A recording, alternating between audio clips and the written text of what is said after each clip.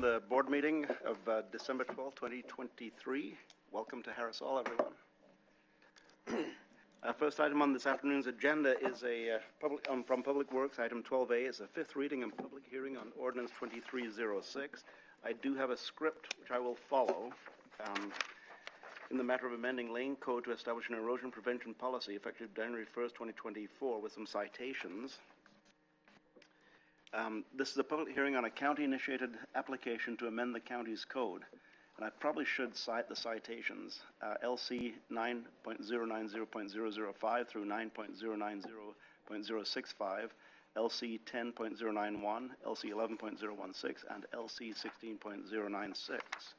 This is a public hearing on a county-initiated application to amend Lane County's code. Today's date, again, is December 12, 2023, and the order of the proceedings for this hearing will be first a report by staff, followed by public testimony, and then additional comments by staff. At this point, I will call for disclosure of any commissioner abstentions due to conflicts of interest. From my left, I'll begin with Commissioner Lovall. No conflicts. Commissioner Buck. None. Vice Chair Trigger. None. Commissioner Senega. None. And I have none. Then I will call for any challenges to the board's qualifications to hear the matter. I'll look around Harris Hall for any challenges to the board's qualifications. Ms. Jones, any challenges online that are evident? No, Chair Farr. Thank you. Then we'll move forward and hear the report by staff. So, good morning, Ms. Good afternoon again, Ms. Morkowski. I'll ask you to introduce your panel, even though we know everyone by name and side. Hey, thanks, Chair and Commissioners. I'm going to turn over to Dan Hurley, our Public Works Director, to walk you through this. Thank you, Chair. Good afternoon, Commissioners. Here again to talk about stormwater. I'm trying to amend code to establish erosion policy to meet our permit conditions under the National Pollutant Discharge Elimination System. And I'm joined again by Moria Papagallo, our supervisor of our stormwater program, and Lorena Janeski, our stormwater permits specialist. And we were here a couple weeks ago to try to get direction. We were down one commissioner. Commissioner Senega was absent, and we weren't able to get direction to move forward. So basically we're coming back with a pared down set of slides with the same request that you give direction on the two proposed options that we discussed 2 weeks ago. And thank you, Director. I have a quick question before we proceed. I'm reading through my agenda item, and it also cites that Rachel Surslev is here, but it also cites, let's see, where is it? Ann Davies, LCOG consultant. Can you explain that, please? Chair, I'm not sure if Andy is on the line. She was on last time, and I might have just been a carryover in case there are questions about how the code was developed. She was contracted to help us develop this code. Contracted to help develop the code on erosion. Correct, Chair. Okay, very good. Go ahead, continue. Okay. So just a quick recap on the regulations and the hearing history to date. We'll talk about the two options presented and again give a staff recommendation. So again, our stormwater program is guided under two program areas, two permits. One is for what's called the MS4, which is the municipal area around the urban area of Eugene and Springfield. And that's what's driving the code options we're talking about today, which is under our Phase 2 NPDES permit. We were to have code adopted in February. We are behind on that, and we're trying to get to having code established as soon as possible. The other program that we have been talking in previous conversations was the TMDL, or the Total Maximum Daily Load program, and that's for the Willamette River Basin. Previous direction was to focus just on the NPDES area, and that we will have future conversations around TMDL for establishing code to meet those future permit conditions. Again, both of these programs are aimed to be able to meet water quality objectives, to meet specific beneficial uses. Some of those are for fish consumption, recreational contact, drinking water. So those are what the pictures are to represent there. And again, we've had a series of hearings on this. This is our fifth hearing. You're probably getting tired of this topic. But again, we weren't able to get direction last time, and we're hoping to get that today. Moria? So just as a quick recap, the county's MS4 area is based on a U.S. Census determined urbanizable land in close proximity to Eugene and Springfield. So the MS4 applicable area is what's shown on this map in both yellow and bright green. The code we're discussing today is focused only on the bright green areas. In the yellow areas, the county has adopted City of Eugene or City of Springfield code within their urban growth boundaries, and the cities regulate permits in these areas through intergovernmental agreements. So we have two proposed options to discuss with you today. They're developed based on the input that we received from our public outreach efforts. We updated the code and presented two options in detail on November 28th. Really the key difference between these two code options, option A provides for protection of sensitive areas, while option B does not. Lorena will go into a little bit more detail on what we describe in the option A sensitive area details, but in general, sensitive areas have a higher risk of erosion when soils are disturbed. We do want to note that while the MS4 Phase 2 general permit does not require sensitive areas protections, it does state that the minimum permit conditions are minimum requirements, that non-stormwater discharges due to soil disturbances are not authorized into our MS4 system, and that ORS 468-946, under ORS, it's unlawful water pollution in the first degree is a Class B felony and is punishable by fine up to $250,000. Now Lorraine is going to talk about sensitive areas. Next slide. So sensitive areas are, these are some examples, slopes that are 15% or greater. So the one picture there shows 12.5 and then a 16.67% slope, so 15% in the middle there. And so you can see that as construction could happen and take away the vegetation and then compact the soil, it's very easy for the remaining soil surface to become hardened and slick, and that allows water and pollutants to easily flow down the slope and off the site into the right-of-way or onto adjacent properties. Floodplains are also sensitive areas, and floodwaters can inundate a construction site and carry debris and pollutants downstream, affecting the environment and then also adjacent properties. Highly erodible soils can easily break apart and be transported by wind and water. And then disturbances that are within 50 feet of a water feature are also considered to be within a sensitive area because of their close proximity. Disturbances in all these types of areas have a much higher likelihood of causing erosion and adversely impacting either the environment or adjacent properties or both. Construction activities are the primary contributor of sediment and many pollutants to the Willamette River and to other waters of the state. Option A would not only protect sensitive areas, but would also provide better protections of adjacent properties. In the photo there on the right, the lot slope would necessitate an erosion permit under option A, but under option B, it would not. Its close proximity to the other structure makes it also a very sensitive area too. So just having a permit to cover the work there would guard against any impacts to the adjacent property. So again, we're presenting the two options for you, sensitive areas and without sensitive areas. The option B does meet our minimum permit requirements. Our recommendation, though, would be for option A. As your Public Works Director, part of my charge is to help us sustain, protect our natural and built environments, and so option A would provide more protection. We've tried to learn from our cities that we collaborate with in our NPDES permit area. Both the City of Eugene and the City of Springfield do have permit requirements that regulate sensitive areas specifically.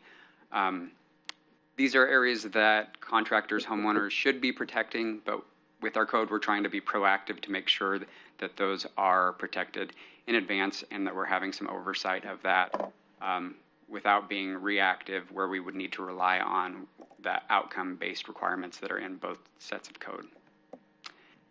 And that concludes our briefing, subject to your questions. Thank you, Director, and thank you for the presentation again. It's more or less a repeat, but I don't see much difference to what we've heard before. So I'll move down my we'll look into public testimony. Then we only have one person signed up for testimony, and that person is signed up in opposition. So I'll call on first, I'll call on Gary Rose. I'll open the public hearing, public testimony. I didn't need to do that probably. And calling Gary Rose. Ms. Rose, you will have 3 minutes to state your testimony. Keep an eye on the clock on the wall. I believe it'll pop up any second now. If it doesn't, I'll provide one on my watch here. Bear with me just one moment, please, Ms. Rose. There we go. So keep an eye on the clock on the wall. When the time elapses, your testimony time will be over. So thank you. All right, thank you. My name is Gary Rose. I'm a resident of the Western Lane County, down around the Florence area. I had to mark opposition or in favor or not in favor. I had to mark one or the other. I believe I would support the option B. We have a lot of oversight. One of the questions that the vice chair asked last meeting was, what happens if we don't approve this option A? Is there any requirements? And it was replied to you that there was none. Well, I assure you there is. There's lots of them. There's the Fish and Game, the Fish and Wildlife, the Army Corps of Engineers, Division of State Lands. And if you want to see the world end, just muddy up one of the creeks. If you did some of the erosion that I seen there, and you called the Army Corps of Engineers, if that is going into a stream or going into a lake, you call the Army Corps of Engineers, they'll be there immediately. Their fines don't start out at $100.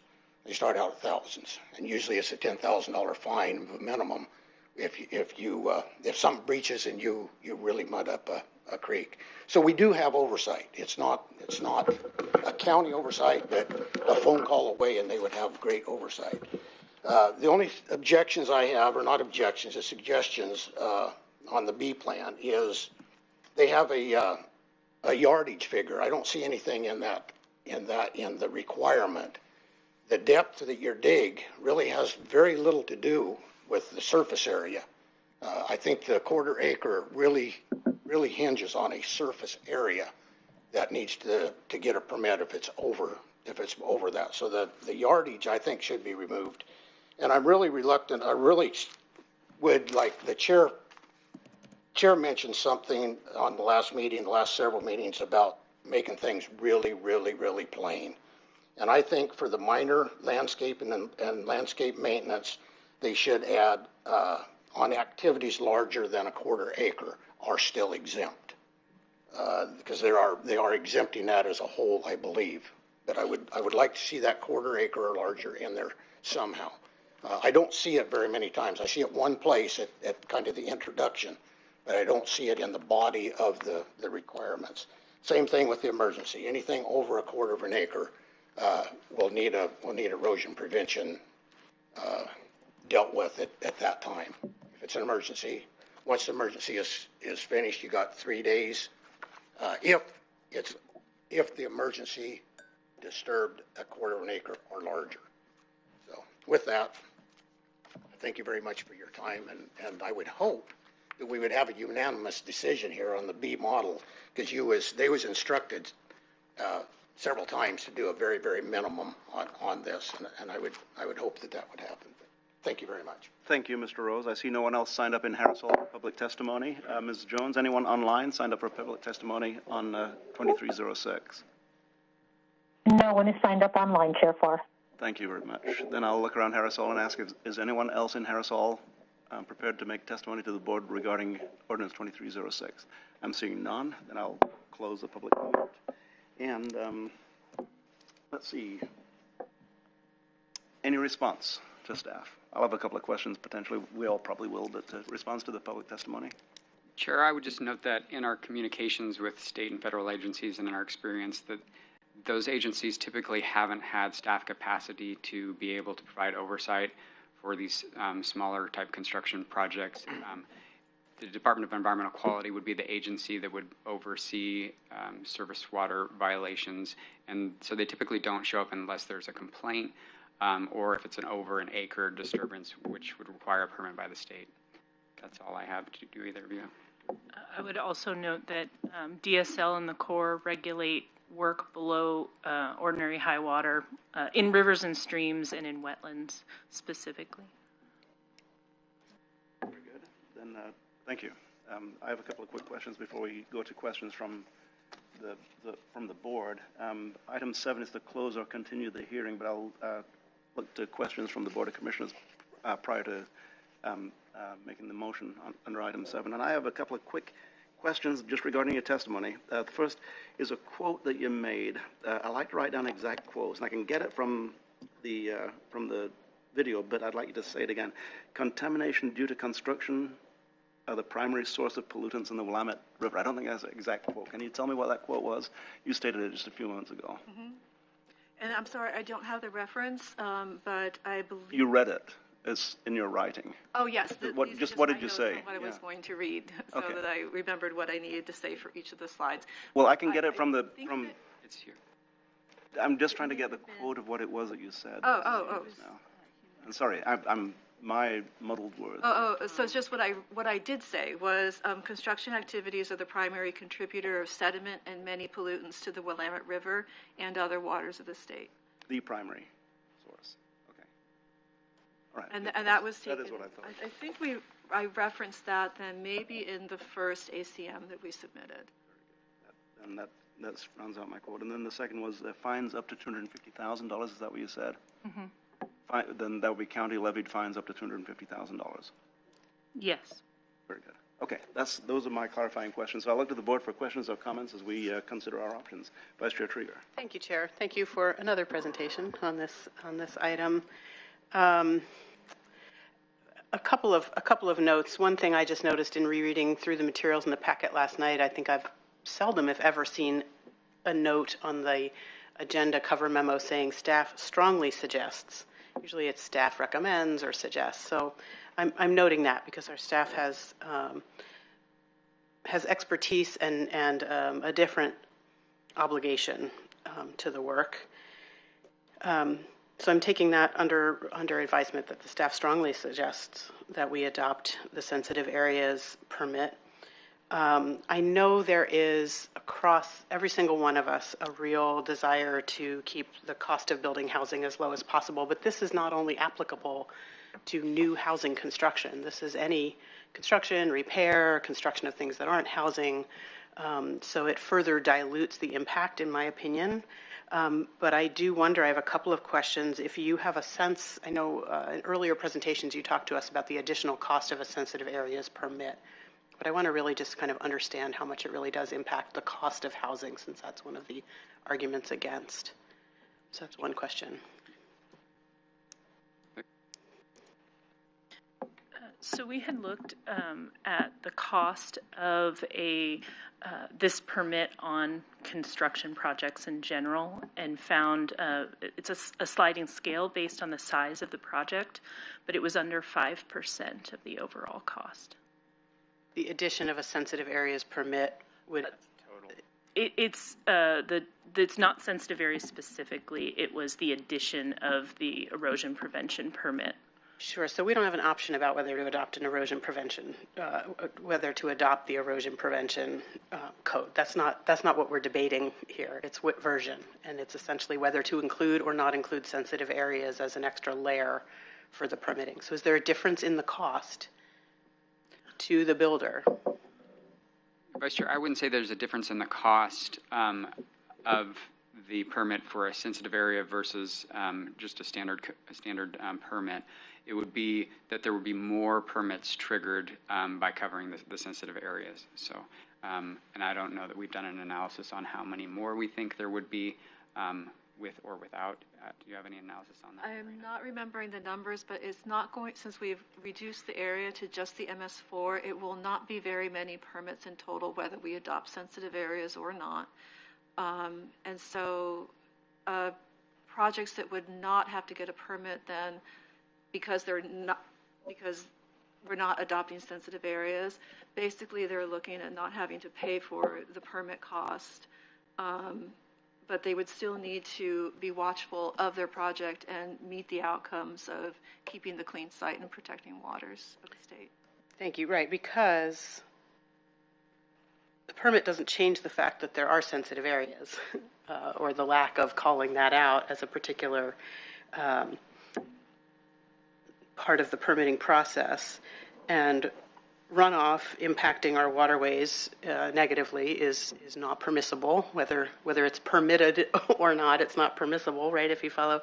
And even if it happens and there's fines, the fines don't clear the water up. The fines don't strain the toxic metals out of the damage has been done, right? And so by not adopting a sensitive areas component to this erosion control permitting, we are going against the best practice of primary prevention when it comes to essentially a public health matter, which is what clean water is. Is that accurate?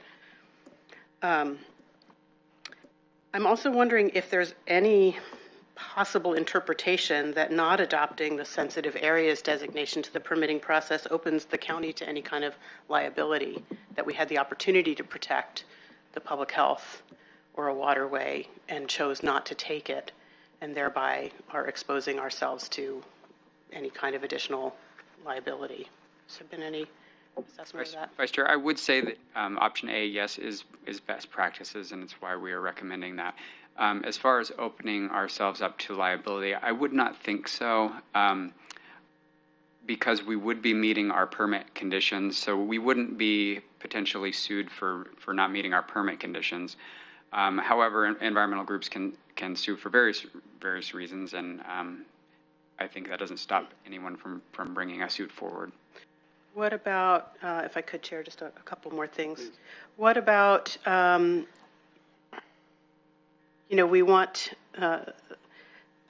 sometimes it is the will of the board to have little to no regulation, but then if there's some kind of disaster or emergency triggered by a lack of regulation, we want that relief. Are we creating any potential future problems to be ineligible? I have seen a recent study that Lane County is the third most vulnerable to landslides of all counties in the country.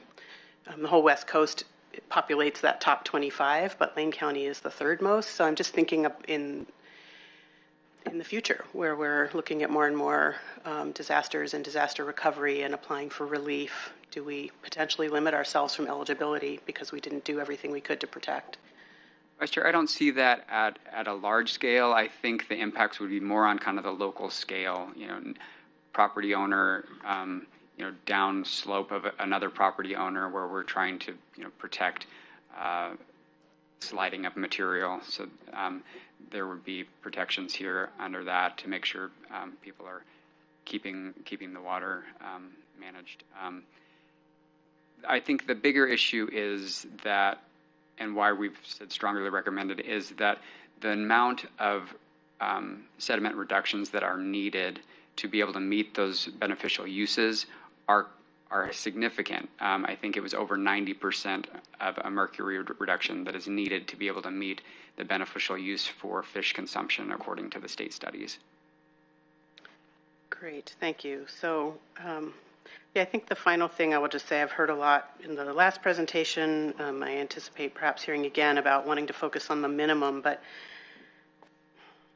we approved contracts that are above the minimum bid just this morning. We ratified a contract with our physicians and, in fact, applauded the inclusion of incentives for going above a minimum.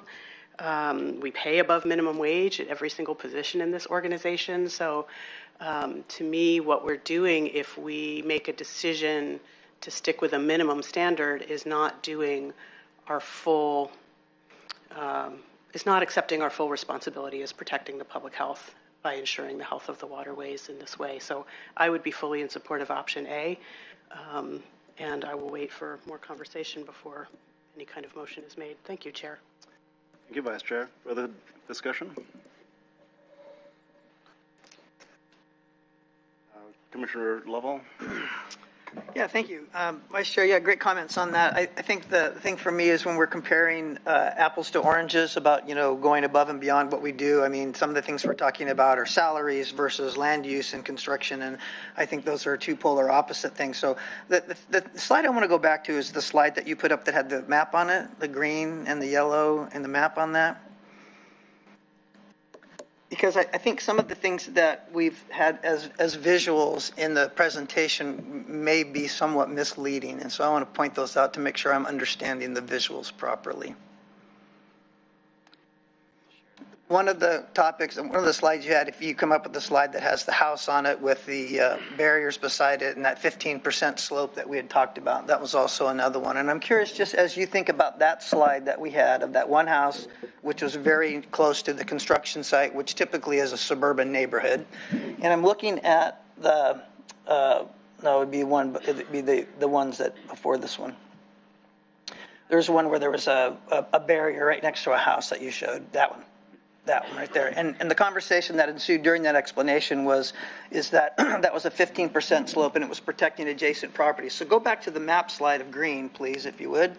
And I'm looking at those properties and the land that green color encompasses, and I don't know of any houses in that zone that are that close. Would you agree with me?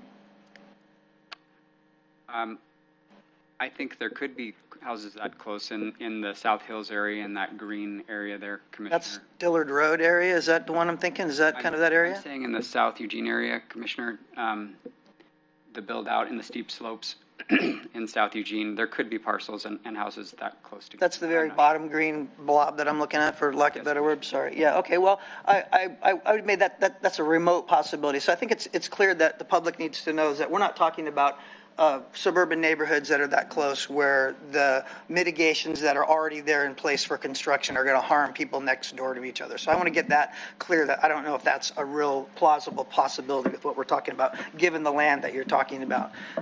The couple things that I have is kind of gives me pause for concern is some of the language about the erosion prevention manual and some of the language about the final stabilization. There, in the packet, there wasn't really a definitive boundary about, and let me explain. Erosion prevention manual means a compilation adopted by the director containing guidelines, instructions, and best management practices and other information to assist persons to comply with erosion control requirements. And then there's another one that talks about final stabilization, means a state in which the director determines that the following criteria have been satisfied. So on a couple of those things, it's either adopted by the director or determined by the director, but I didn't notice anywhere in the packet where the director had a certain guideline of boundaries he was operating from. And to me, it sounds a little ambiguous if I was a person coming in to apply for a permit, that there's some subjectivity to the adoption and director's determinations. Is that, can we make that clear, do you think?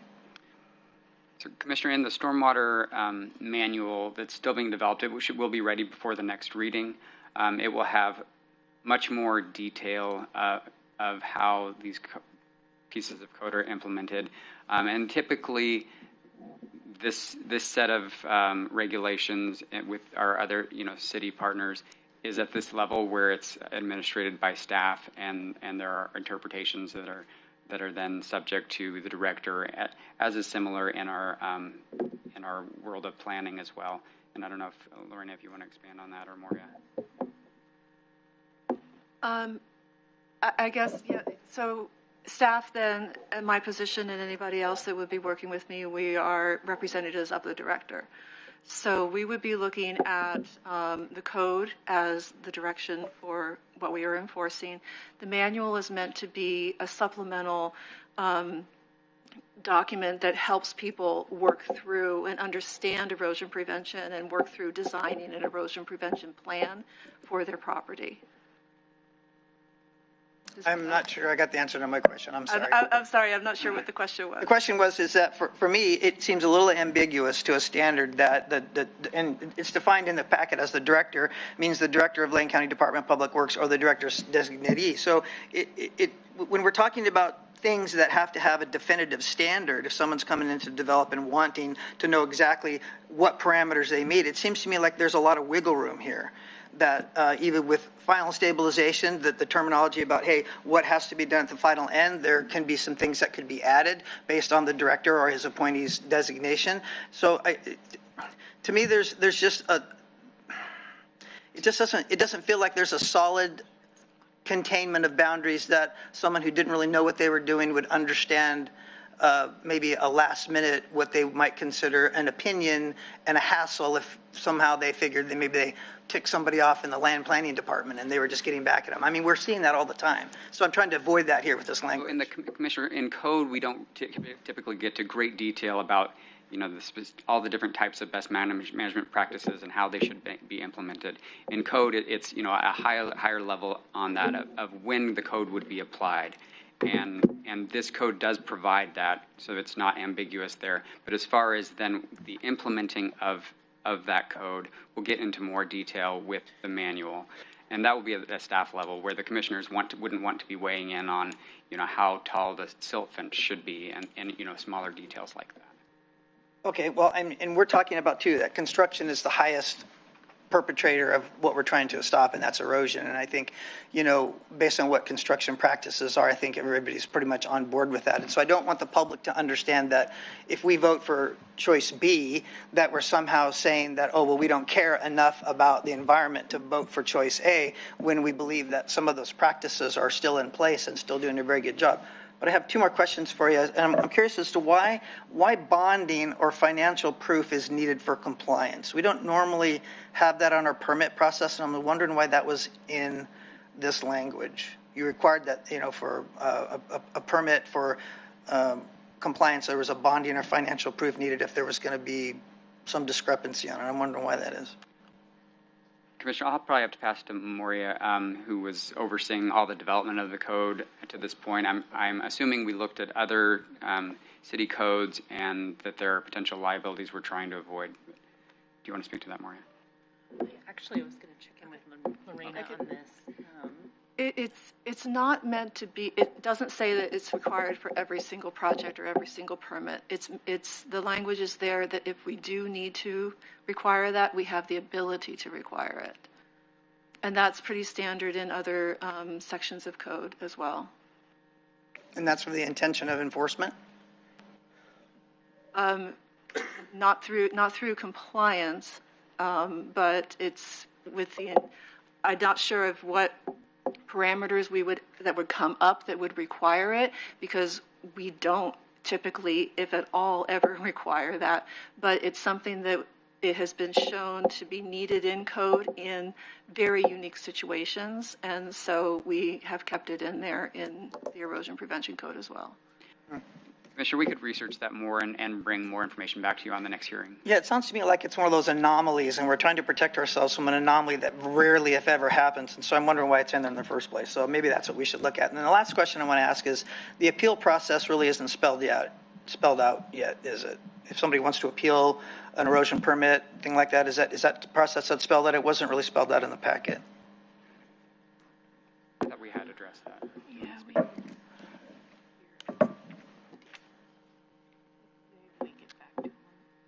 We did have conversations on this, and we're trying to remember how that landed, but we can bring that back on the next Perfect. hearing. Thank you. Oh, and my last thing was, thank you for clearing up the water feature definition.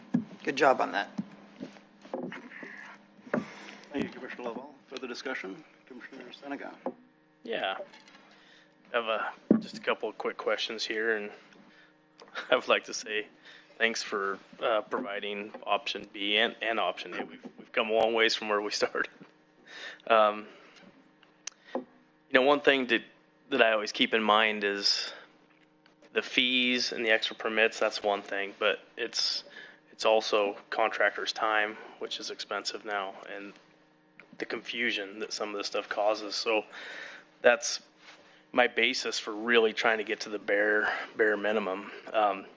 Every time we implement something that's above and beyond, it's on our local contractor's back, and that happens enough that you can tell by, I don't know, you guys reached out to the Western Builders Association, but they're starting to really feel the crunch and all the extra added, as they call them, hoops they jump through, which I know a lot of them we need, but so that's something to keep in mind. And I was, to that tune, I also noted that I didn't see the DEQ's requirement for square yards or cubic yards. That is something that we added on top of that? That's correct. So I'm looking at it from a contractor standpoint. If you're sitting there, you didn't get a permit because you thought you were going to be under, maybe you're getting close, and you run into some bad soil, you end up having to, are you supposed to count dump trucks or guess how much yardage you've pulled out? Commissioner, typically with the permit application process, there would be design drawings of what's being constructed and it would be calculated out. So, Right. and the intention on the volume piece is that you might have a smaller area that's under the quarter-acre threshold that's digging out a large volume of soil, and that has the potential to track out a lot of dirt onto our roadways, and we're trying to prevent that to the extent possible. If I can add to Go ahead. that too. The other thing is that volume that we put together is 1 foot of excavation across a quarter of an acre. So it's directly tied to the quarter of acre disturbance, and it's 40 dump truck loads. So it's a pretty significant volume. Yeah, no, I understand that. I guess my point was they thought they were going to be under that, and I think as we all know, especially digging around here, plans change. What happens if they didn't get a permit because they thought they knew they were going to be under the quarter acre? That's pretty easy to tell, quick little Google math. But they end up going over the yardage. What's the process for that? I'll let you, but I just want to say we did add to the code that in terms of enforcement, our intention is educational here, and that, we want to, this is new code. We want to work with the construction community to help them understand, how to develop these permits to meet or how to develop their applications and when they need to come in if they find that they are meeting the new requirements. And Lorena can maybe talk to the process specifically in land management. Through the construction process, plans shift all the time, as you know. And so contractors are aware that maybe they don't need a permit for this right now, but as the plans shift, they need to come in for it. Their electrical permit doesn't have enough circuits on it, doesn't have enough branches. They have to come in and get the permit that's needed for what they're doing. So if somebody does start a project and say, a great example for building department is that projects will come in for a house and a garage at the same time, so 2 separate structures. But maybe they come in and the owner wants to put the garage someplace else, or they want to start building their guest house at the same time. So then the project can expand, or they can encounter something that they weren't aware of in the very beginning. But then it would be expected that the contractor would need to keep up with what they're doing and know where the line is, where that if they do cross it, they would come in for a permit. But it's not something that we're going to go out there and start enforcing upon and saying, oh, you have fines. We rely upon education, and so we would be talking with the contractor and helping them through the process. I do see a little rub with that. It's another thing for someone to keep track of, and they measure it out to a quarter of an acre, and they don't think about an erosion permit. That's the last time they think about it. They've got 14 other subcontractors that they're trying to keep busy, and whoever's doing the excavation takes out 48 truckloads. They don't. You see where I'm saying that's kind of that's going to be a tough one for someone to keep track of that's on a job site. At the same time, they're keeping track of everything else, though, too. Their building permits, their mechanical, their plumbing at the same time. It's another layer. And Commissioner, just for the bigger picture conversation too, we've tried to put forth code that's similar as much as possible between Eugene and Springfield, even though those two are different. So both Eugene and Springfield have both an area and a volume trigger. So we were trying to have something that's equivalent. Okay. Just one other thing. There's reading through it. It says during an emergency, you get your permit within 3 days. Is that 3 business days or just 3 days? I don't remember if we said 3 business days or 3 days in the code, but we'd be looking at it as business days. So if it's over the weekend, I mean, we're not doing work over the weekend. They're probably doing work because it's an emergency, but we would hope that they would come in then within 3 business days. Yeah, so we might just add that to it. Good for Okay, thank you, Commissioner. Further discussion?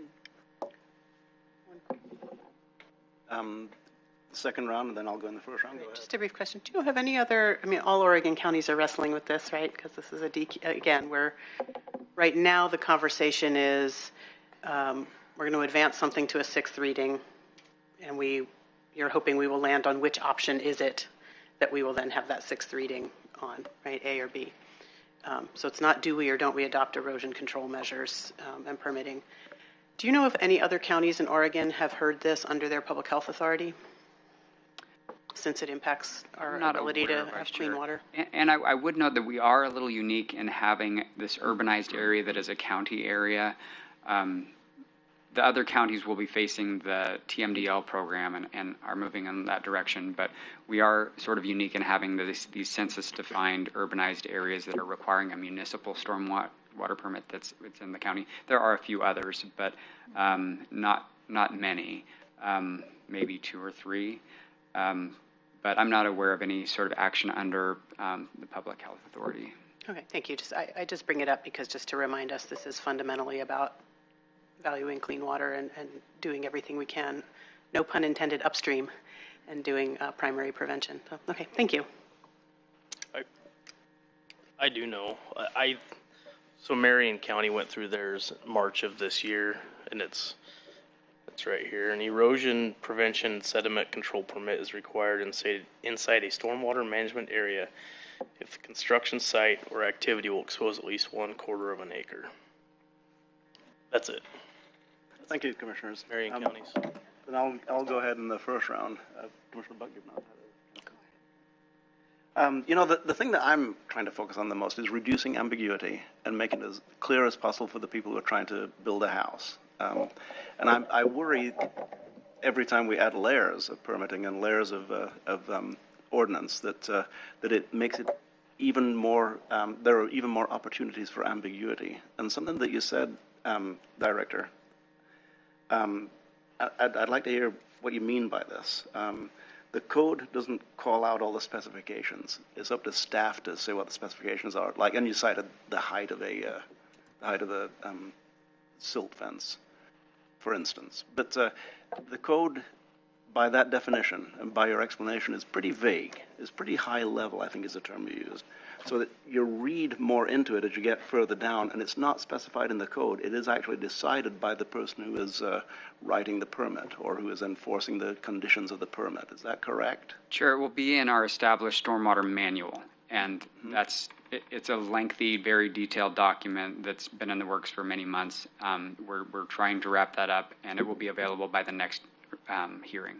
So there is a stormwater manual that's under construction. But generally speaking, the code is at a high level, so there's a great deal of interpretation that is really performed by the person who's writing the permit, whether they refer to a, at this point, non-existent stormwater manual, but they do they loosely refer to another manual, and then they make the determination as to how to write the permit or what to require in the permit.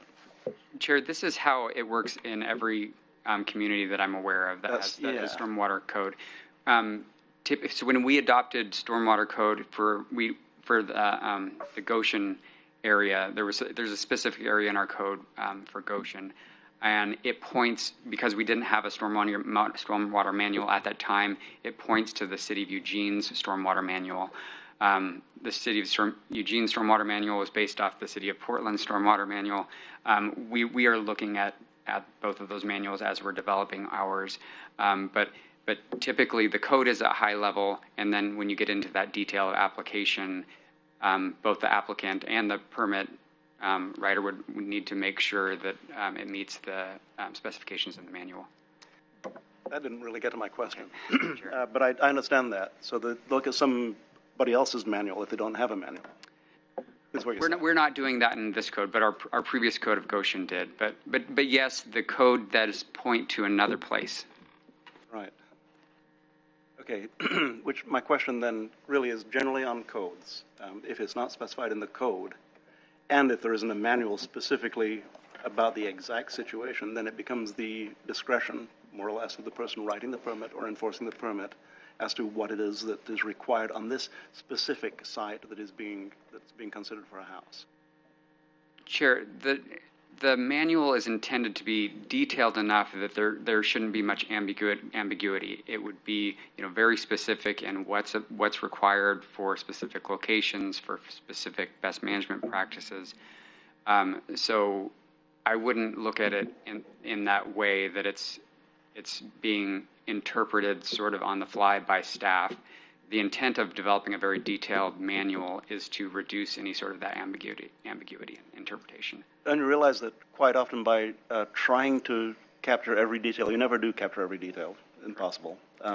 You increase the possibility of ambiguity because by specifying this exact location, it's not the location next door to it. So it really becomes ambiguous as to, well, does this really apply?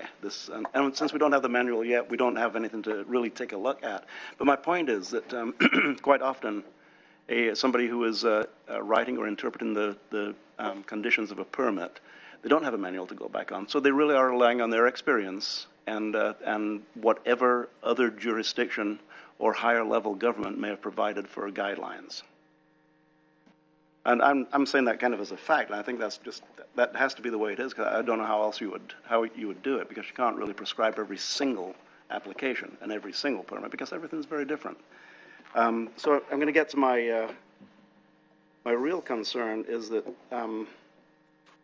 we don't really have an answer for the people who are trying to build a house. Even if we pass option A or option B, somebody who's trying to build a house at some point is going to probably find themselves appealing. And you had a question from Commissioner Lovell about what is the appeal process. What is a general appeal process? I mean, if somebody disagrees with what the director says, what do they do? Sure, I think typically, so we're talking about the planning director that would be elevated up to the Public Works Director.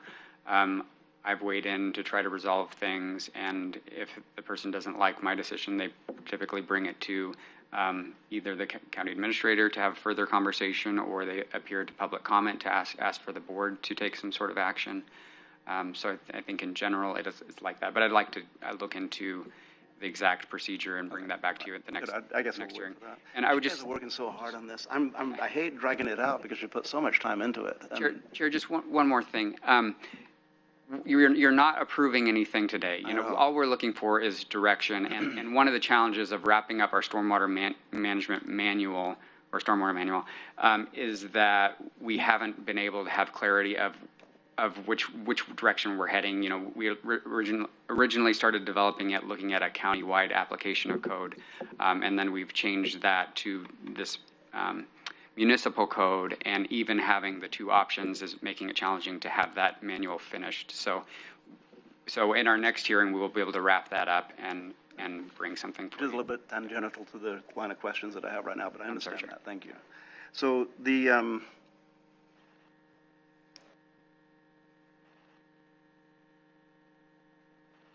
and I'll get directly to this.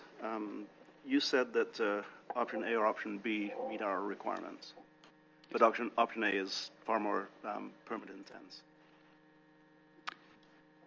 It requires additional permits. Sure, it wouldn't be more additional permits, but its permits would be. There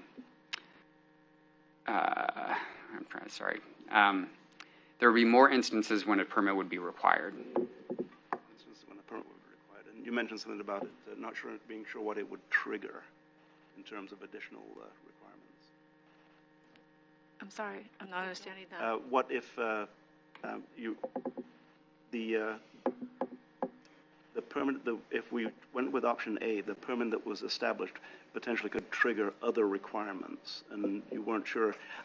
Before we get to the next meeting, I'll listen to it exactly verbatim and say what you said about that, because I really do have a question regarding how it continues not just the expense and the issues that have to be complied with, but also the time it takes to continue to, when they send it and they get it back in the Senate and they get it back and there's more requirements that what didn't anticipate to begin with. And I do have a quick question regarding the appeal process before I'm ready to entertain a motion. At what point does the hearings official get involved? Sure, I don't believe the hearings official would be involved because this isn't a land use. This is not a land use application. Very good. That's good. Then, board, we have at this point two options. One is to choose an option and come back with the January 30th time certain. The other is to not provide an option, but to provide specific instructions as to revise the options that are presented to us. So that's what we have before us. Any discussion before we entertain the motion? Vice Chair Trivia, is this a discussion or? No, I was just going to try to move us along. Well, you're just moving us along to the next meeting. That's right. So, exactly. But if we don't get our questions answered, the questions at least placed out there before the next meeting, we'll be asking more questions at the next meeting and then push it forward to yet another meeting. So I want to make certain that we have all our questions answered before you come back at the next hearing. So are there any further questions for the staff at this point in time? Just quickly, I would like to see what it would look like if we removed the yardages, the cubic yards for the option B. I think our yardage is in option A. I mean, option They're B. in both options. They're in both. They're okay. both. We could do that if you wanted to, with a motion, give direction to have us take those out. Would we still be in compliance? Would we still meet our We would, Chair. requirements? We would. The quarter acre threshold is all that's required by our Quarter acre threshold. Then that's my last question is regarding that quarter acre threshold, and this is one that Mr. Rose just introduced as a question to me today, and that is minor landscaping that exceeds a quarter of an acre. Are you stating that minor landscaping cannot exceed a quarter of an acre? Or if it's a 1 acre plot that has minor landscaping in several areas? So, Chair, it's the amount of disturbance. If that landscaping isn't, digging up the soil over that threshold, then it wouldn't be requiring a permit. If you're planting a bush here and planting a bush there, that counts as 2 square feet. Only planting. Correct, Chair. Right? Yes, Chair. We've added, though, exceptions for landscaping maintenance and work that's done with handheld tools. So if you're getting in there with a cat, that's different than if you're getting in there with a shovel. Or if you're using a ditch witch to dig a trench for your irrigation on your lawn. It would just be the amount of actual disturbance, Chair. So, I can't see a ditch witch triggering a threshold when we're talking about a quarter acre. All right. Then a quarter of an acre is a little less than 11,000 square feet, by the way. So that's not, what's a city lot now? Between 5,000 and 8,000 square feet. Okay, good.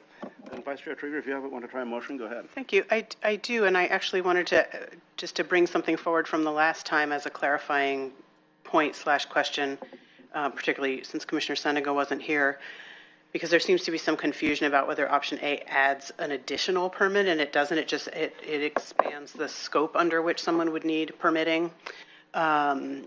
But as was explained before, this would be rolled into or enveloped, I think was the term you used, to the other permits that are already required. So it really isn't an additional step, right? It's just it's a criteria.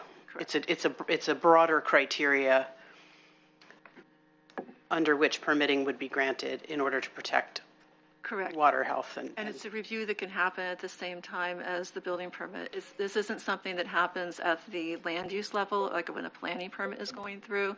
This is happening as they're getting ready to construct. And the purpose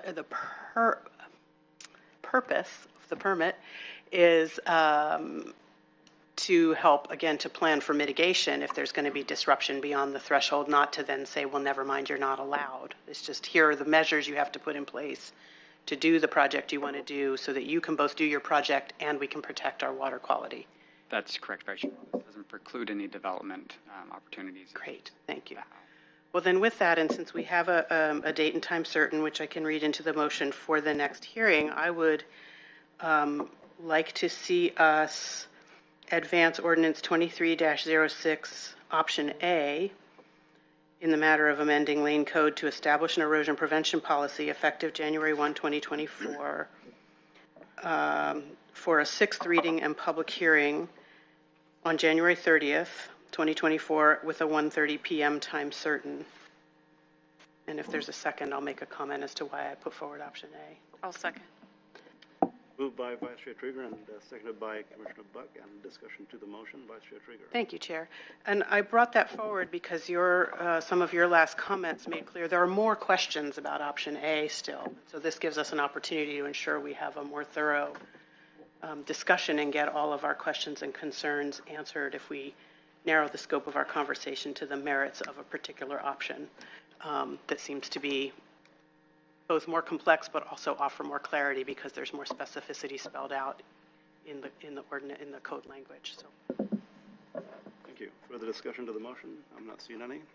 I'll call for the vote. All those in favor, please say aye. Aye. Opposed? Nay. Nay. That fails 2-3 with Commissioners Farr, Siniga, and Lovell in opposition. Is there another motion? I'll entertain another motion. And if we have no motion at this point in time, what are your instructions? Chair, we would need to come back for another hearing, and if you can provide any direction that would help in that matter, that would be our request. So by default, we go to the continuing the hearing to a date, well, without a date or time certain. But it says here in capital letters, the board provides the revisions, additions it wants to see, presuming that we have the ability to write code. Is that what it intends? In the interest of moving us along, Chair, I asked a question, Vice Chair. Make a I beg your motion. pardon. Could you sorry, say your my question again? apologies. I guess I didn't follow. Well, if the other option is to move to continue hearing to a date and time certain, the board provides the revisions, additions it wants to see. That seems to imply that the board writes the revisions. That was not our intent, Chair. We were trying to give you two options to choose from, and then we would bring back a specific code with one of those and with any changes, modifications you would like to see to that. And each time we've talked about this, we've talked about meeting our requirements but not exceeding them. And each time you come back with a recommendation that exceeds our requirements, as well as, both recommendations exceed our requirements, most likely. So what we've been asking is to come back with an option that does not exceed our requirements. And have you done that for yet? Maybe I missed that. Chair, no, we have not brought one that is the absolute minimum of our requirements. We had discussions with each commissioner to see if there were concerns about the different approaches we were bringing, and we thought we were bringing a couple options that may be amenable to the board. So we could return with an absolute bare minimum code that has no additional protections than what required by our permit. It's required by our permitting process. By the permit we have with DEQ. With DEQ. And they are the superseding authority, DEQ. Sure. And so every option that you brought, option A and B, exceed the DEQ's requirements. To some degree, yes, Chair. To some degree, they do exceed their DEQ's requirements. Okay, that's good. Vice Chair Trigger, go ahead. Chair, I'll move to continue the hearing to January 30th, 2024 at 1:30 time certain for a continued hearing on option B of Ordinance 23-06.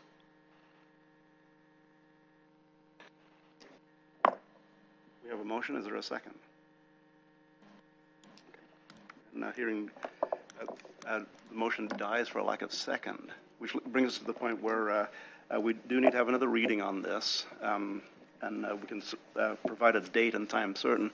But what I would ask for, and I'll see if the board agrees with me on this, we'd like to see what it looks like to just meet the requirements and not exceed the requirements. And I don't know that we've seen the actual language that just meets the requirements, that doesn't exceed the requirements, as an option. It may not be the option we choose, but just to see what the excess above the requirements are that we're considering, why we're considering them, and does it make a great deal of sense? Does it make sense for us to exceed the requirements? So, Chair, we could bring that back. I would want to hear some discussion and direction from the board. The things we would take out that are currently in option B that are above the standard include, so there is a cubic yard threshold. There are requirements that are specific to commercial applications. There are outcome-based requirements, which I would not recommend taking out. This is sort of our backstop. So if a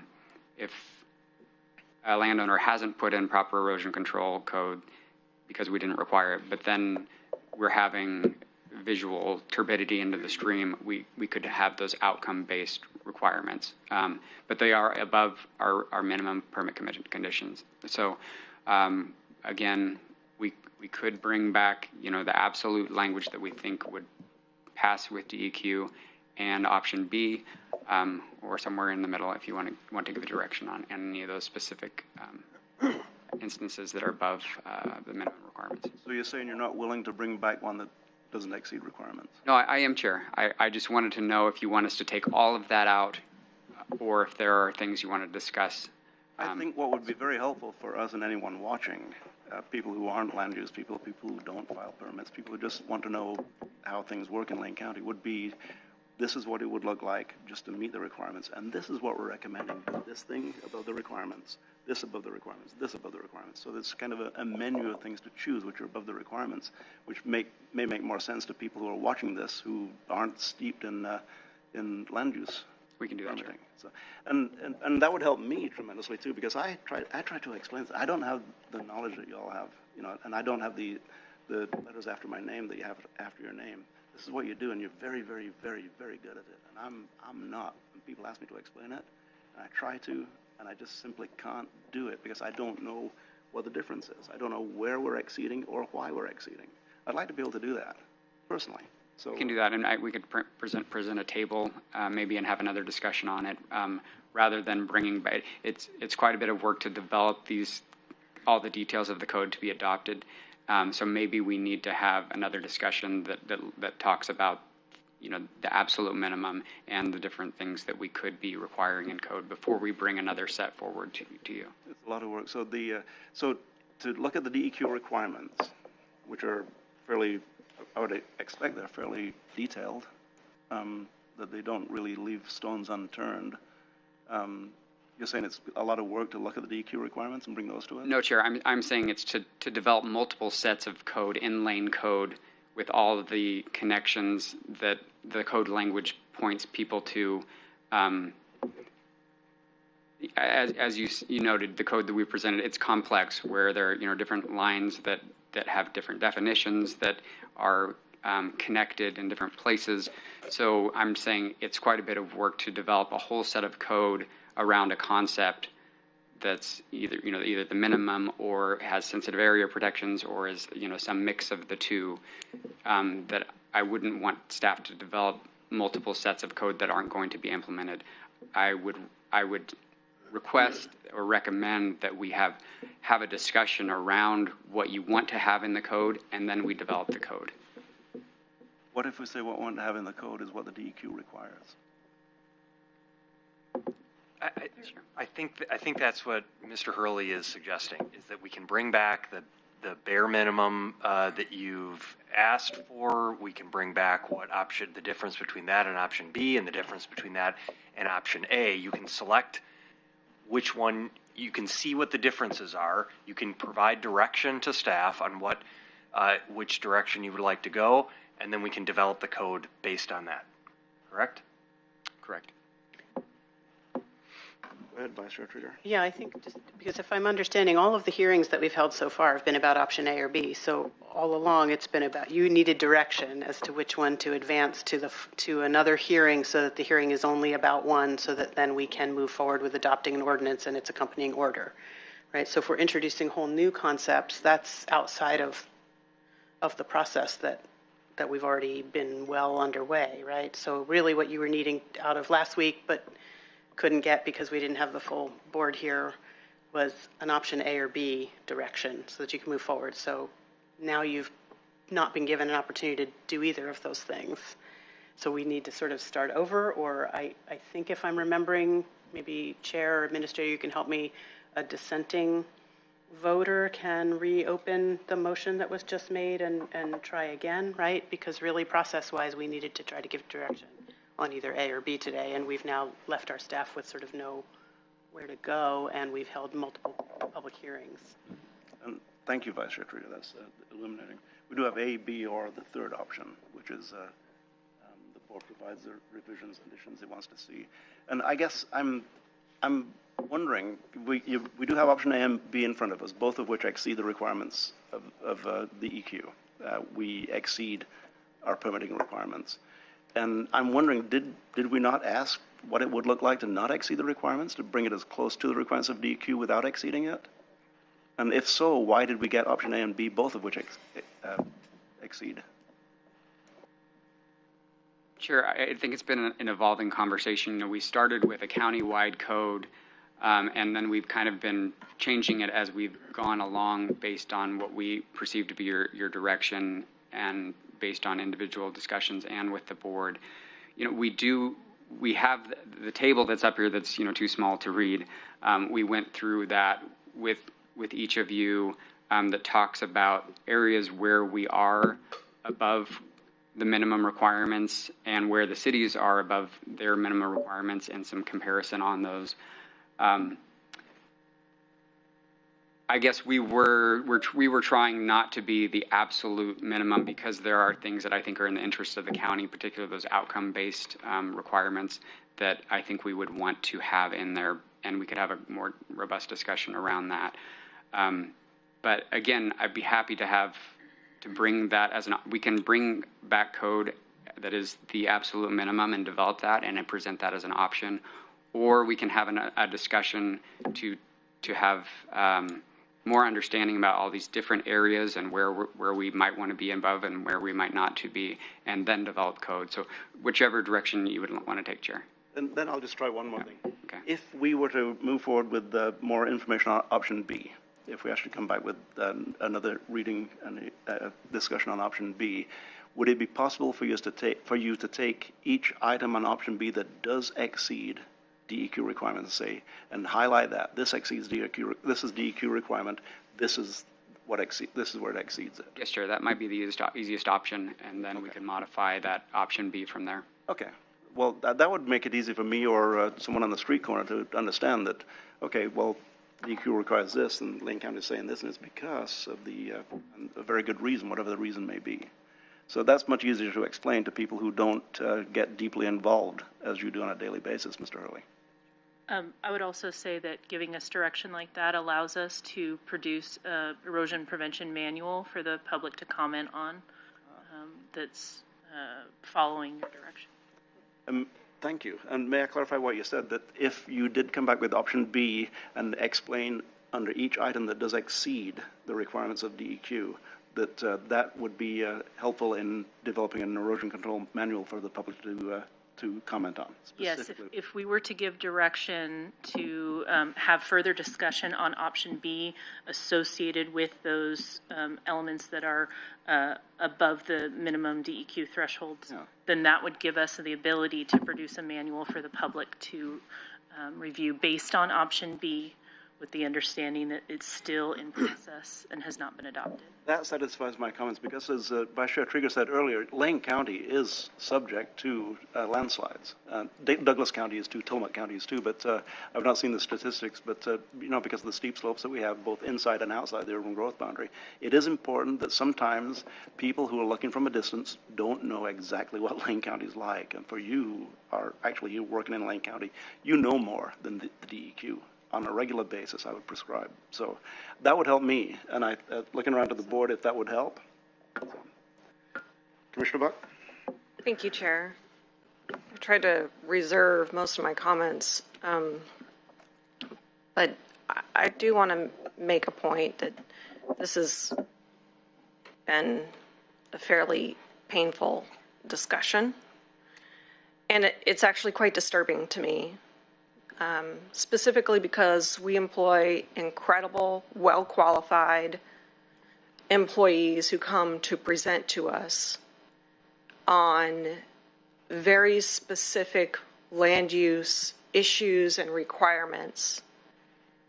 And some commissioners are really interrogating what they're trying to present. And it shows a great deal of lack of respect for our staff.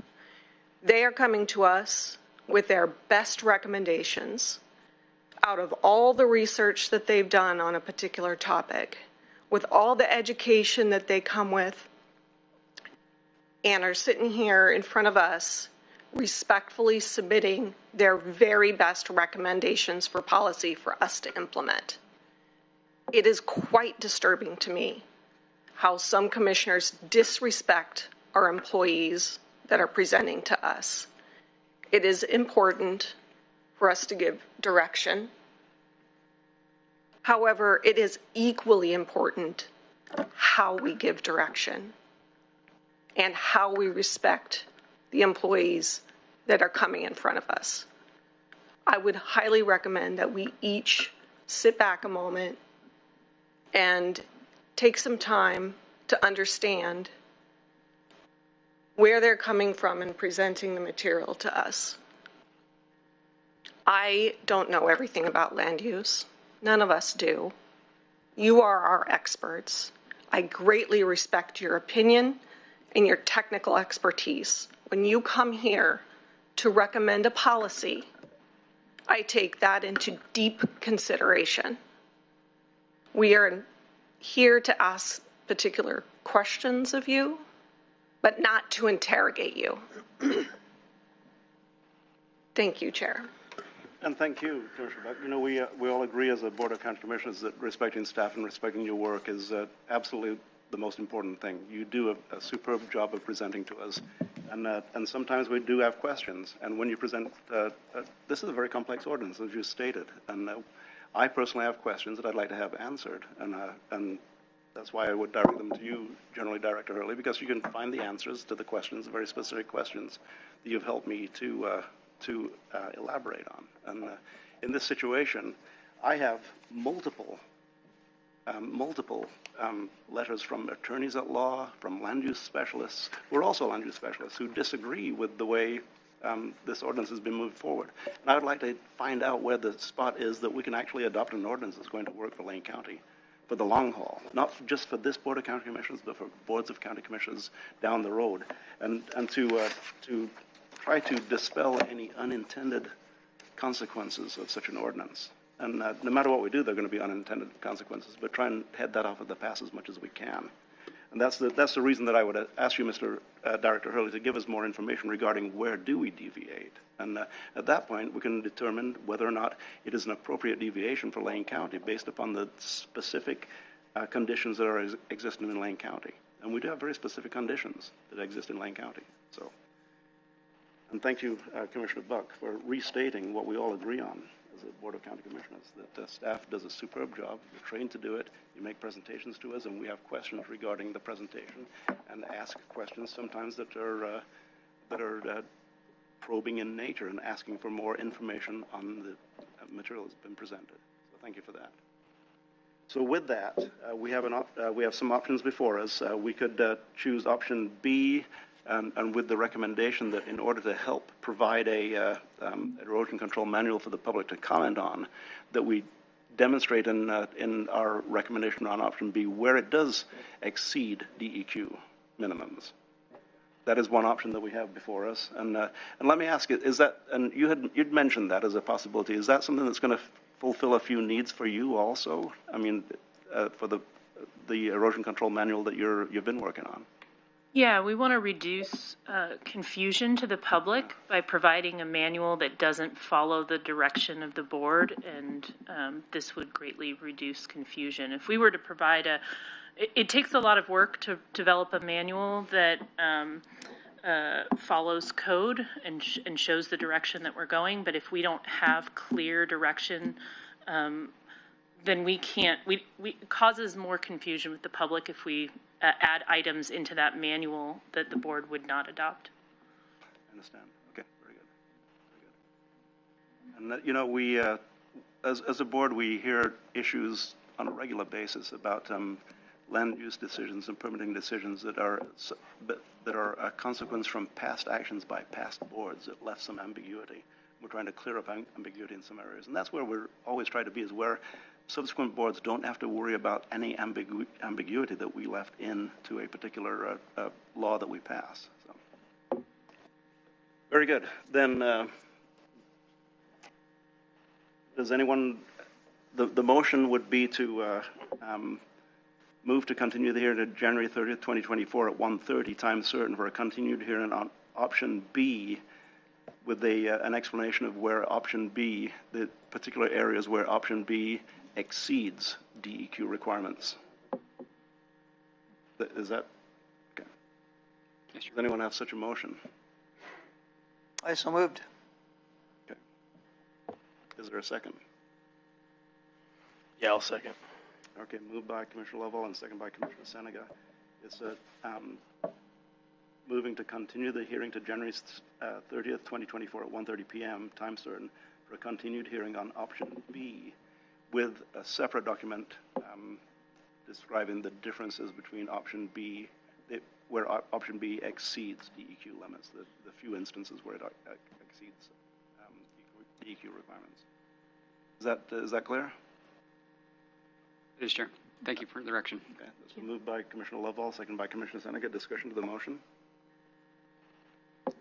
Seeing no discussion of the motion, I'll call for the vote. All those in favor, please say aye. Aye. Aye. All those opposed? Nay. Passes 3-2 with Commissioners Buck and Vice Chair Trieger in opposition. Thank you, and we'll see you on this for the 6th reading on January 30th. Thank you.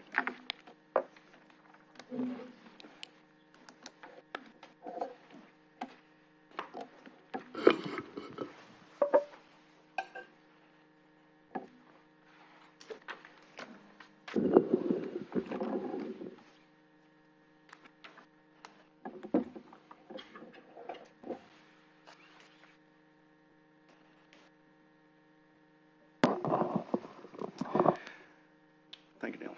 Then we'll move along to item 13A, which is a second reading and public hearing on Ordinance 2310 in the matter of amending lane code to update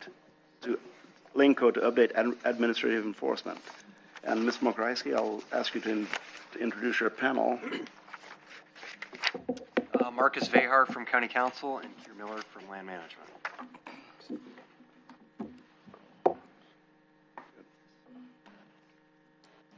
And Tanya, do I have a separate script on this?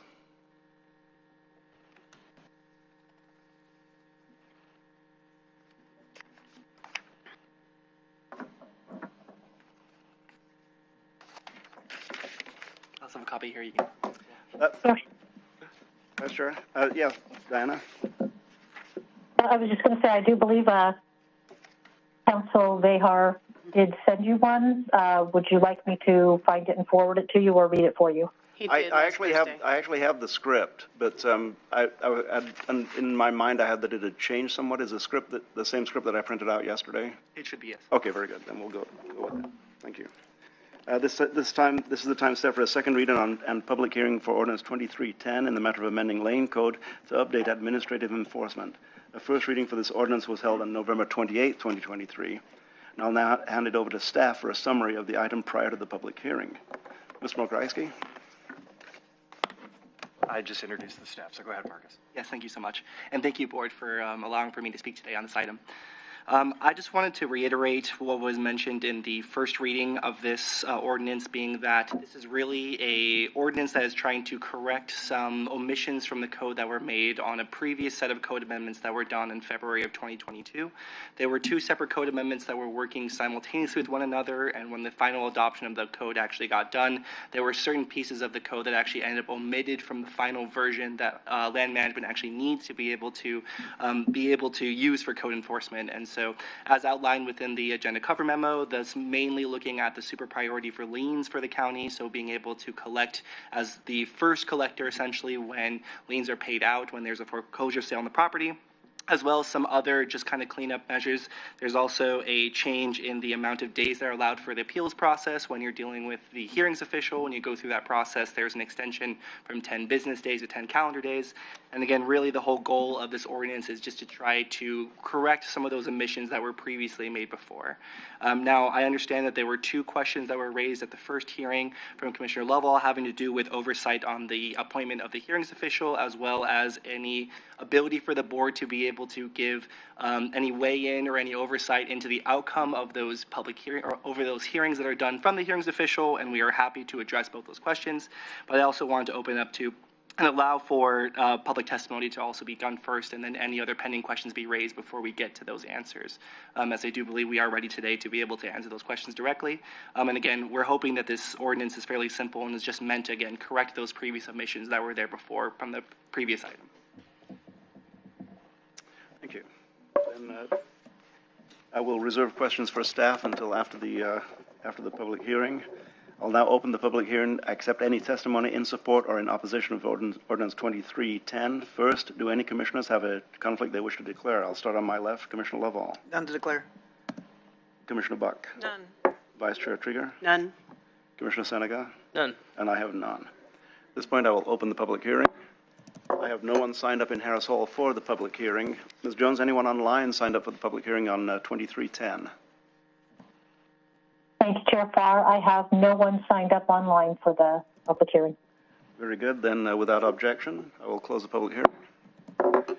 And the public hearing for Ordinance 2310 is now closed. Do any commissioners have any pending questions on this ordinance? I'm looking around. Questions? Mr. Vihar, I see none. Any additional comments? Yes, and so I want to just go ahead and address those two questions from the first hearing just to make sure those get answered. First and foremost, I'm looking at oversight in terms of the appointment and the removal of the hearings official. And so I actually do believe that this set of code amendments will allow for actually that to be further clarified, that there is board oversight in the ability to be able to remove any hearings official. Within the definition section of the Chapter 5, there is the portion that mentions who the director is, and that does actually include the county administrator as well as the public works director. And so in having the county administrator being one of the directors, he actually does have authority to be able to weigh in and thus then remove any hearings officials. And so we do believe that there is oversight allowed by the board through Mr. Mokahaiski, if there were to be direction to do so, to be able to weigh in on those decisions. And so the board has its own independent means of which it wants to weigh in on the appointment and removal of the hearings officials. And I actually do think that these code amendments actually further clarify that. As you'll see within the definitions of the hearings official, there is the sentence that's included talking about being funded through contract, and that the appointment is subject to removal from the director. That was a portion that was actually included in the previous code section prior to the February 2022 amendments, and so that was removed moving into the current code, and so this would essentially correct that and add in that last sentence, so it further clarifies that you do have the ability to be able to remove them through the director. And so I believe that that actually is further enhanced by these amendments. Second, whether or not there is any process for the board to be able to be involved in the final decision-making when it comes to the hearings official when you have these code enforcement hearings. I do believe that there's not really anything built into the code as of now that would allow for that, mainly because, one, this is, again, a process that is meant to correct previous omissions, and that was not something that was included within the previous code in of itself, so there was no portion that allows strictly for a board appeal from the hearings official final decision-making. And also, I'll let Mr. Miller describe a little bit more as to how usual that is between other counties and kind of what that would maybe look like, as that would be a far more complicated question that we have before us today. Again, while we're trying to amend from previous omissions, I do believe if we were to move to have a board oversight process over that appeal, that would create essentially a whole new quasi-judicial role for the board to be able to review the hearings official's decisions and then be able to give their own opinion, or its opinion essentially on what the outcome should be. And that's a far more complicated discussion than simply amending the code and re-adding in those provisions. But furthermore, the code actually already provides for a bit of oversight through the judicial process. And so when you look at how the code is currently structured, if any citizen of Lane County wanted to appeal from the decision of a hearings official, they're able to issue a writ of review to the circuit court, and that will allow for the circuit court process to then take into effect, to where our Lane County judges would then be the body that would essentially execute that judicial role and allow for a challenge process. There's a bit of complication there I can explain if you need to in terms of what that actually looks like, but essentially 60 days from the outcome of the hearings official, any person can submit that writ of review to have a judge look at the outcome and decide whether or not there was any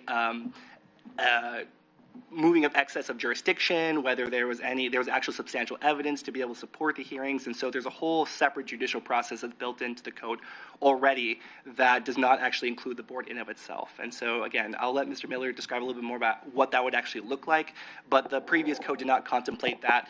We do have separate oversight from the circuit court. Thanks, Marcus. Thank you, Chair Farr, and good afternoon, Commissioners.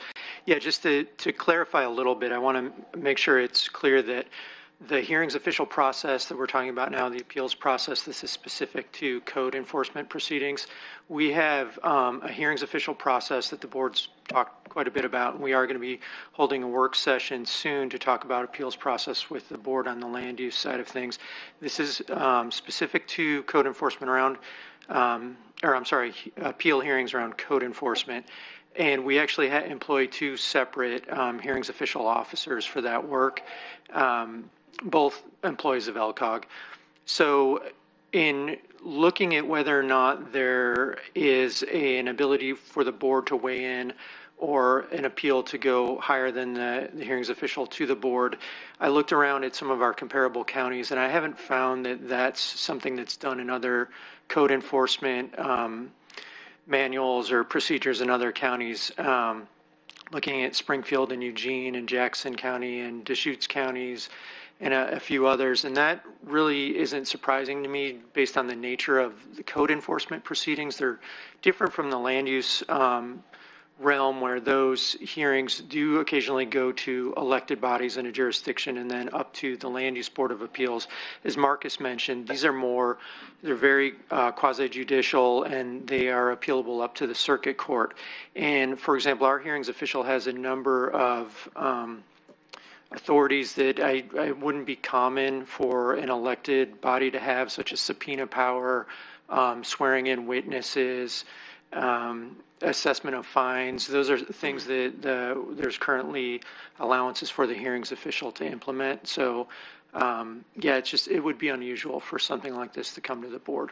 And of course, those are also powers that are maintained by the judiciary as well, too. So they do have the authority to be able to subpoena witnesses and essentially have a whole separate review process that requires an evidentiary hearing if that were to so be required.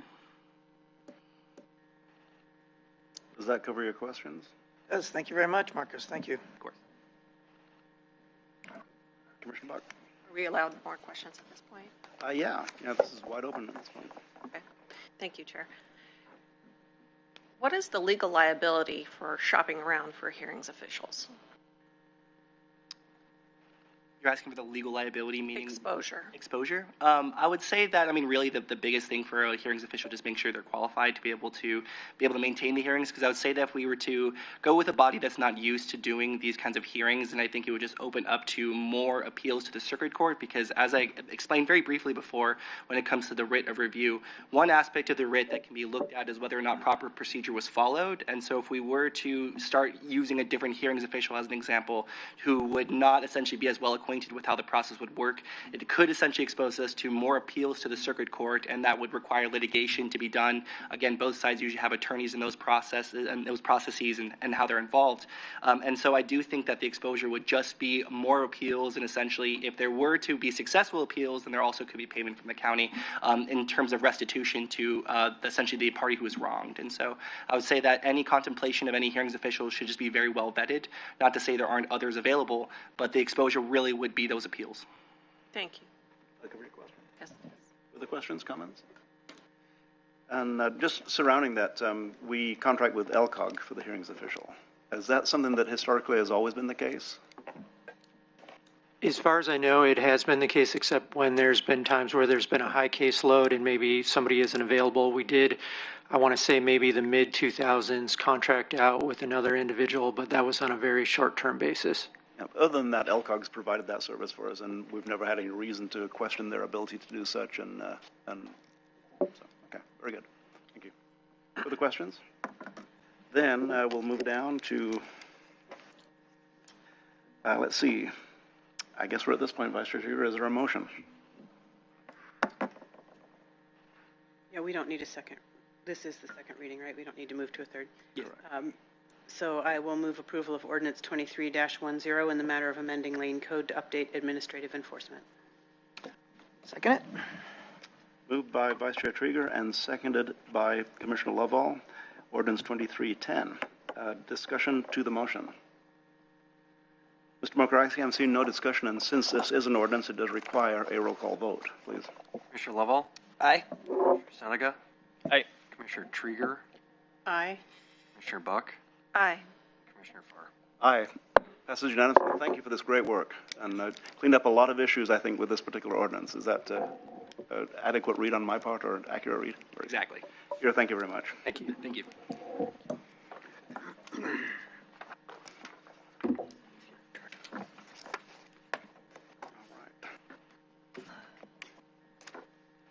Then we'll move down our agenda.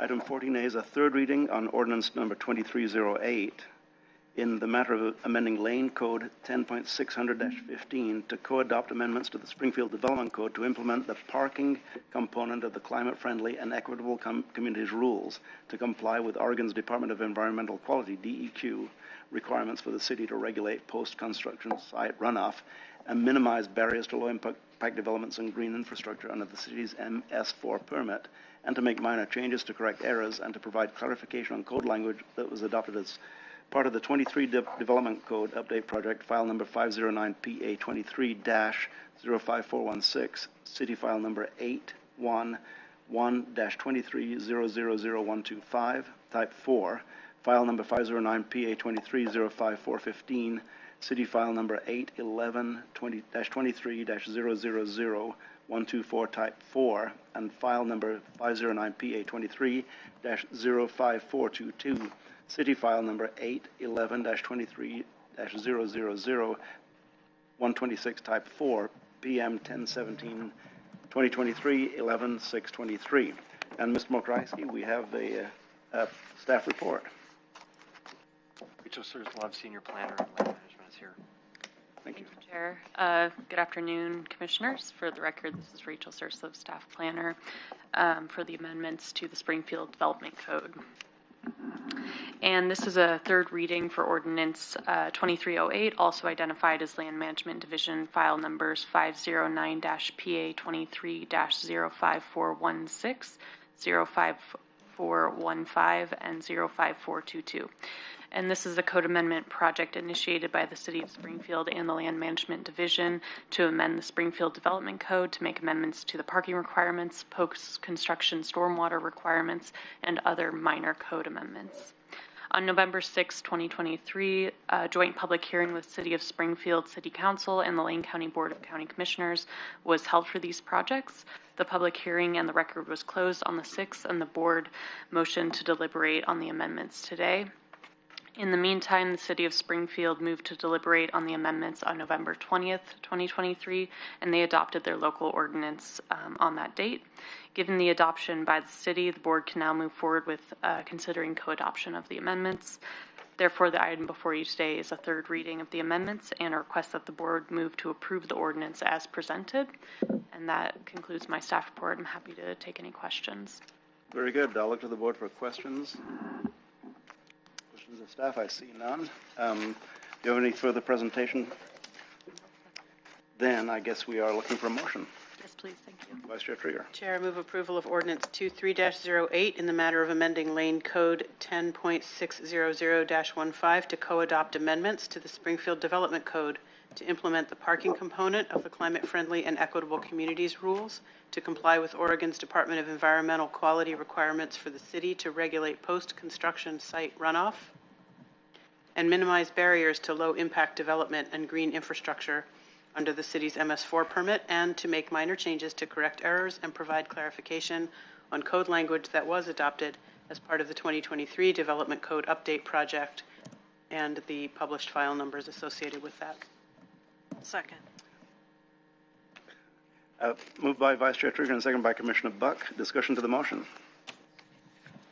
I see no discussion, and I will call for the vote. Actually, Mr. Mokarowski, this is an ordinance and once again requires a roll call vote. Commissioner Lovall? Aye. Commissioner Seneca? Aye. Commissioner Trieger? Aye. Commissioner Buck? Aye. Commissioner Farr? Aye. Passes unanimously. Thank you so much. Thank you.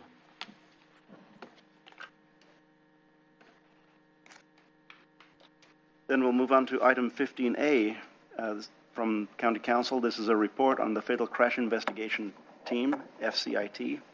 And Ms. Mokreski, I will introduce Stephen Thiel, who is Assistant County Counsel. Mr. Thiel, will you present your panel, please? Yes, good afternoon. Thank you, Chair. Thank you, Board. I am Steve Thiel, Assistant County Counsel. I'm happy to be here today. Appreciate the opportunity to speak with you. As I think you all know, I'm pretty new to the county, but I'm especially new to this fatal crash investigation team. And this is our opportunity to do our second presentation for the year to you folks. As you may recall, the Fatal Crash Investigation Team, or FCIT, works under County Council relative to legal liability issues and addresses, looks at collisions on our roads.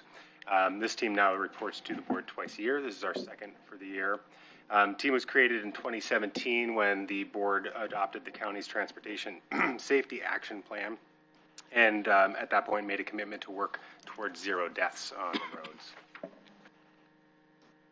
The Fatal Crash Investigation Team works to actualize this 0 deaths goal and includes staff from multiple county departments, Sheriff's Office, Public Works, Public Health, County Council. FCIT uses an integrated approach to safety that includes the 5 E's, that's education, emergency response, enforcement, engineering actions. Each of these are evaluated under the 5th E, which is equitable outcomes, with the goal of preventing future crashes. Today we will be discussing Lane County's efforts to eliminate fatalities on our roadways through the implementation of engineering strategies. Engineering addresses roadway infrastructure improvements to prevent crashes or reduce the severity of crashes when they occur. And with me today to present on the engineering aspect is Shashi Bhadracharya, Traffic Engineering Services Manager. Shashi. Thank you, Stephen, for the introduction. Good afternoon, Jafar and Commissioners. I'm also happy to introduce myself as the new County Traffic Engineer. I was promoted to this position recently. The Traffic Services section within the Engineering Construction Services Division investigates traffic problems, responds to citizen complaints, maintains traffic inventory, conducts traffic analysis, recommends traffic solutions. The section also evaluates utility and construction permit for roadway safety and designs, operates traffic signals, signs, and pavement marking on county roads. All the divisions of the Public Works Department work together to plan, design, construct, operate, maintain transportation system to reduce fatalities and serious injuries for all roadway users. This presentation is an update on how Public Works is addressing severe or fatal crashes on Lane County roads. Next slide, please. We all know traffic crashes occur when 2 or more objects take the same space, also referred to as traffic conflict. The occurrence of severe and fatal crashes are influenced by various principles of physics. The engineering approach involves understanding momentum, kinetic energy, collisions, dynamics, and friction, traction, projectile motion in a crash. The traffic safety strives to eliminate conflicts, if not minimize the forces experienced during collision.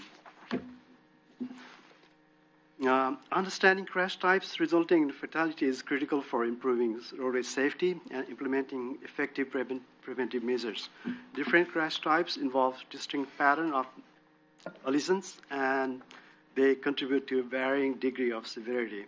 Today, we will discuss each of these crash types and review engineering interventions we at Public Works deploy to prevent or reduce the severity of crashes. Can you just move the mic a little closer to yourself? Thank you so much. Okay. Head-on crashes are common on 2-lane rural roadways. Such a crash generally results in severe injury or death due to concentrated impact force. Our engineering interventions are designed to keep motorists in travel lane. In Lane County, we have implemented lane marking, restricted passing, or conducted speed management strategies in areas where head-on crashes risk is high.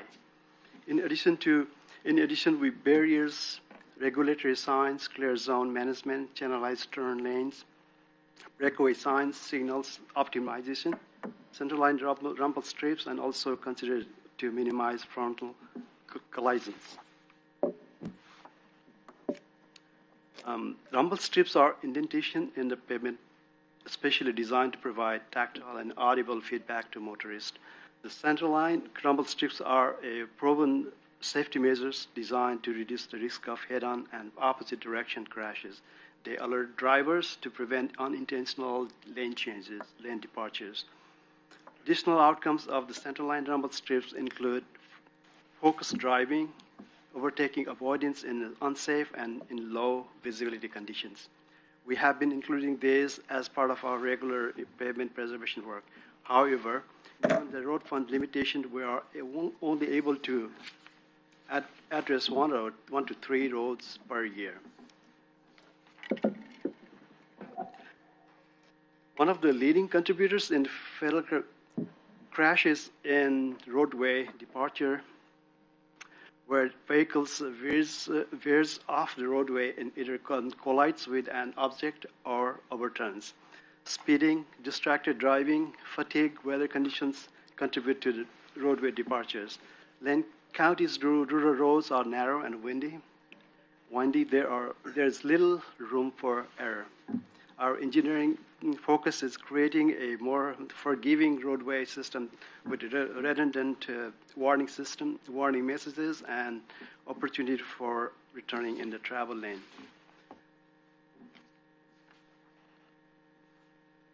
In our effort to make our roadway forgiving and reduce the severity of crashes resulting from roadway departure, our regulation and permitting processes ensures fixed object hazards such as utilities are clear from moving traffic.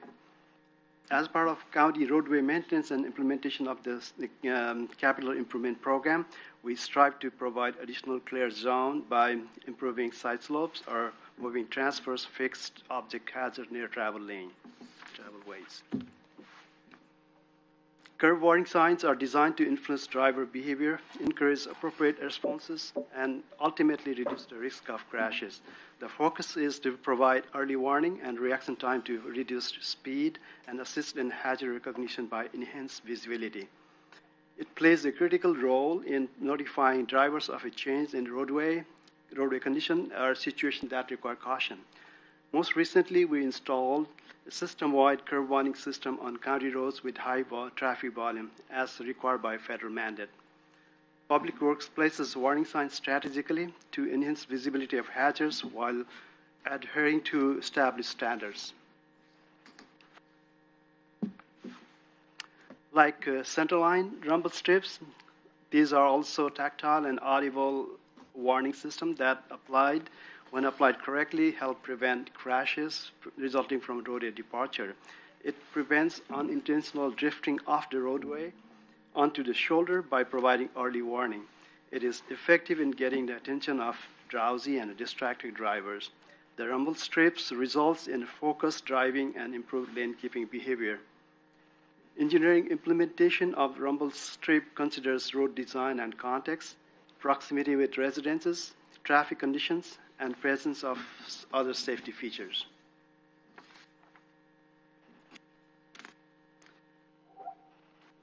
While signage and rumble strips help keep drivers on the roadway, safety edges help reduce the severity once driver leaves the roadway or travel lane.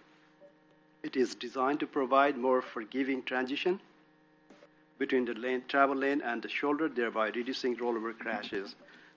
This engineering solution installs design pavement edges to create a gentle slope instead of a sharp drop off. Safety edges prevent vehicle tires from catching on the edge of roadway and remove barriers to returning to the travel lane after an unintended departure from the roadway.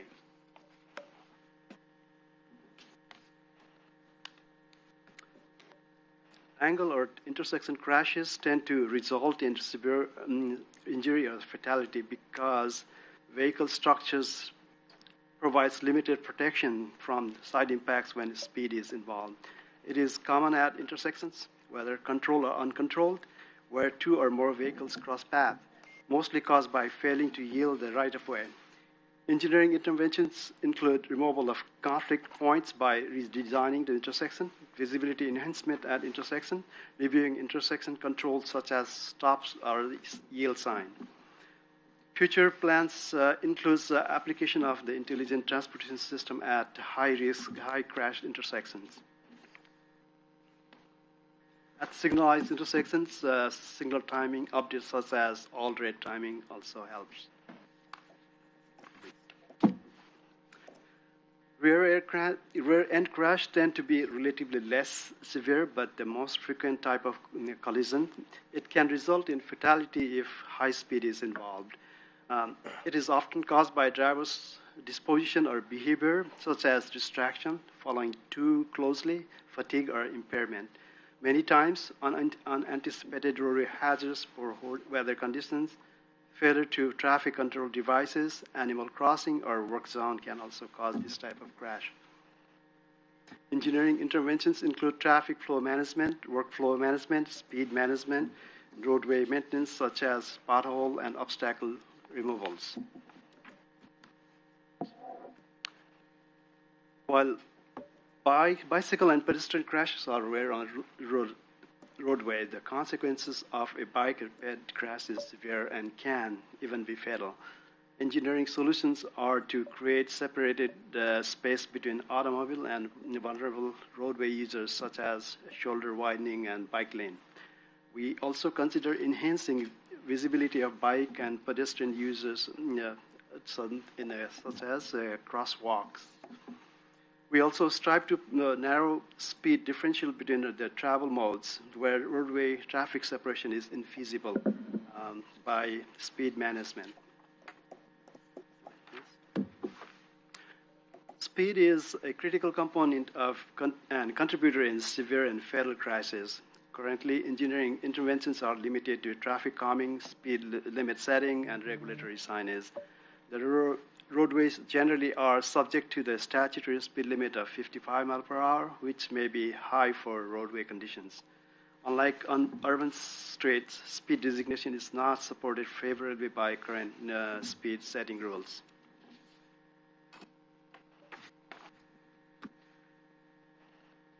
Public Works Department actively deploys speed feedback signs as temporary traffic calming measures. These signs display how fast drivers are actually traveling and provides feedback and reminds them to slow down. These have proven to reduce speed in short term, but over time lose their effectiveness. We have about 10 speed feedback signs that we rotate throughout Lane County, and these are also very popular with area residents, and we keep a list of citizen requests for deployment in active areas. Where temporary traffic calming measures are ineffective, physical intervention is needed. Speed cushion are physical changes in the longitudinal pavement profile to impart discomfort to speeders exceeding a target speed. We have recently completed a pilot project installing our first speed cushions on Spring Creek Drive in the River Santa Clara area as part of county's traffic calming program. Today, we covered engineering solutions to prevent severe injury fatal crashes.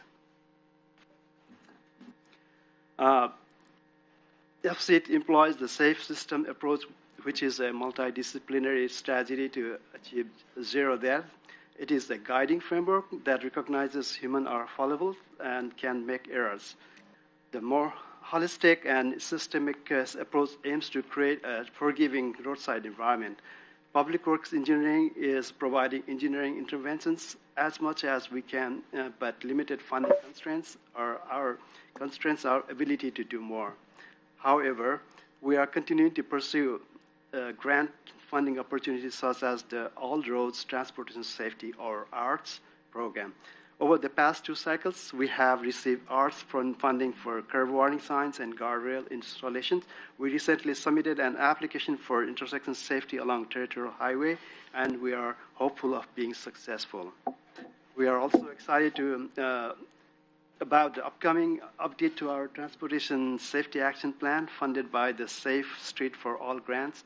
our senior transportation planner, Becky Taylor, can provide an update about the next report, but feel free to reach out to her directly if you have any questions about that. Otherwise, I'm available to answer any questions you may have. Thank you for supporting safe transportation system in Lane County. And thank you, Mr. Bhattacharya. Thank you. That's one of the most complete presentations I've ever seen, and with your permission, I'll keep that on file and perhaps use that for some presentations I'm investigating. Very well done, thank you. Questions or comments? Vice Chair Trieger. Thank you, Chair. Earlier today, or maybe it was last night, it's blurring together, I sent to Mr. Thiel an article about how the governor has now cleared the way for cities to have radar cameras, which is something in previous years' FCIT presentations I've asked about, and those were not allowable. But now they are at the city level. Has there been any discussion about whether that might be expanded or just lift the restrictions on local jurisdictions? And if so, whether that would be something that would be of benefit? I know we have to find a way to pay for them, but whether that is something in the works, or I guess the reverse order of questions, whether that's something the FCIT team would advocate would be helpful. And if so, is there anything in the works to remove that preemption from counties? Well, in terms of what conversations have occurred kind of within the FCIT team, I defer to Ms. Taylor, for example, being kind of the new guy on the team. I have yet to actually be in a full FCIT meeting. Any response to that, Ms. Taylor? Thank you, Chair Farr. Thank you for the question, Commissioner Trieger. Again, I'm Becky Taylor. I'm a senior transportation planner. And I think this topic will come up as part of our update to our Transportation Safety Action Plan. Enforcement is one of the E's. Automated enforcement is one of the tools that we need to evaluate. Best practices, just so that we better understand what implementation would we require. We know that we would need to get permission from the state. We'd need to seek legislative authority would be the first step. But I think the bigger question that we've been struggling with is the resource constraints that we experience and the resources needed to implement and manage a program like that. But again, we got federal funding to enable us to provide a comprehensive update to our Transportation Safety Action Plan that looks at all of the safety E's, engineering, education, enforcement. So I think that'll be an opportunity to do some research about best practices and legislative hoops that would be required. Great, thank you. And I will just note for anyone watching, it was House Bill 2095 in the last regular session, and one of the requirements of the legislation is that the cities report back to the legislature with what kind of data they've been collecting and how they're using it. So maybe after a little bit of time of more cities doing that, that will help support counties in moving that forward as well. Thank you. Thank you, Vice Chair. I see Sasha is nodding in the back, so you've done a little research on this also, I suspect. Thank you.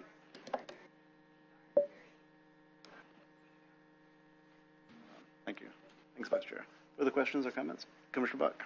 Thank you, Chair. Two things I'd love to hear in the next report. Maybe some statistics for this year. I don't know when they actually come out in the following year.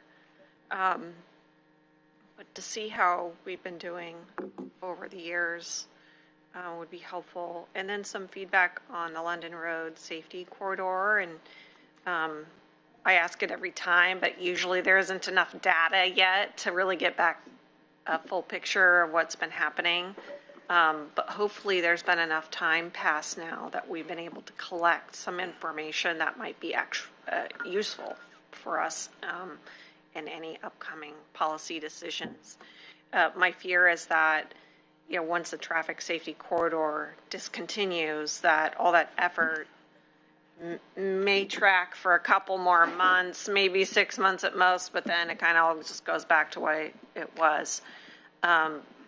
Instead, I'd rather see some data or other empirical evidence showing that there's something that we might be able to change or alter in order to make that corridor safer. And then you mentioned that it looks like we'll be moving to a safety corridor in Highway 126. I'd love to be able to use some of that learning from the London Road to see the difference that it makes when we do it again on another county road, knowing that traffic patterns will change in different geographical areas, but I don't want to do them just for the sake of doing them if it's not actually creating some longer-term impact. Thank you, Chair. Thank you, Commissioner Buck. Further questions? Comments? You know, on safety corridors, there's one just south of Coos Bay on Highway 101, which is and it's been there for a long time. And they increase enforcement pretty significantly. Of course, they have I believe it's in Millington, kind of that area south of Coos Bay, before you get to, I think it's Highway 46 that comes in right there. And I swear every time I drive through there, somebody's being pulled over. So I think being pulled over is the greatest deterrent of all, and watching other people getting pulled over. So, you know, safety corridors are effective as long as they are enforced. Right. So I think they're cool. And Vice Chair Trigger, regarding cameras, I experienced the cameras in Arizona, and I think I was there right when they started disusing the cameras, because coming into Tucson from the west, you pop over the hill and your tendency is to be going about 55, and it drops down to 35, and there's a camera right there. And I was worried about it, and then I was told later on, don't worry, the camera's not in use anymore because it was outlawed. It was made illegal, and I would guess that was through legislative action. I'm not exactly sure, so I'm sure our great legislature is on top of that. Any further questions or comments? I do have one. And I'm sure Becky can relate. I get a lot of questions about roundabouts. I love them. Thank you, Chair. What are our thoughts? Are they gonna, say they went from West Eugene all the way to Veneta someday? Would that, what are your thoughts on them? I can speak to the roundabout recommendation on 30th at the intersection with LCC. Yeah. That design concept came before the board. You all approved the recommendations there, and that included a roundabout. So I can speak to the evidence that we drew from that project about the roundabout reducing the crash severity, especially for people making left-hand turns into the campus, that the roundabout really slows the operating speed so that when a crash does happen, someone doesn't die. From a technical point of view, typical intersection has 32 conflict points, but the roundabout reduces to its mere 8. So there is significant change in the conflict, traffic conflict. So that definitely helps in reducing crashes around intersections. Gotcha. I would love to read the books you read. That's I adore the double roundabout in Glenwood. That is such a wonderful way to get through Glenwood that used to be very, very difficult indeed. Very good. Thank you, Commissioner. Any further comments or questions? Anything else you need from us? One thing I'll just add, Chair Farr, to your comment about Arizona and them getting away from it there, I'll note that currently, as cities are allowed, of course, to implement those cameras, and part of that reporting that they need to do biannually to the Assembly is feedback that they're receiving about public acceptance of the cameras. So hopefully, to Vice Chair, to your point, if we're gaining data or feedback from the city's use of these, maybe we get some feedback as well about the public's acceptance of them. I'm excited to hear that. You know, every time you drive across the Golden Gate Bridge, somehow they knew you were there, and you get a bill in the mail. So I'm pretty sure that cameras are accurate. Very good. Without anything further, thank you very much for the presentation. Look forward to hearing more. Good to see you again, Ms. Taylor. Thank you. Thank you.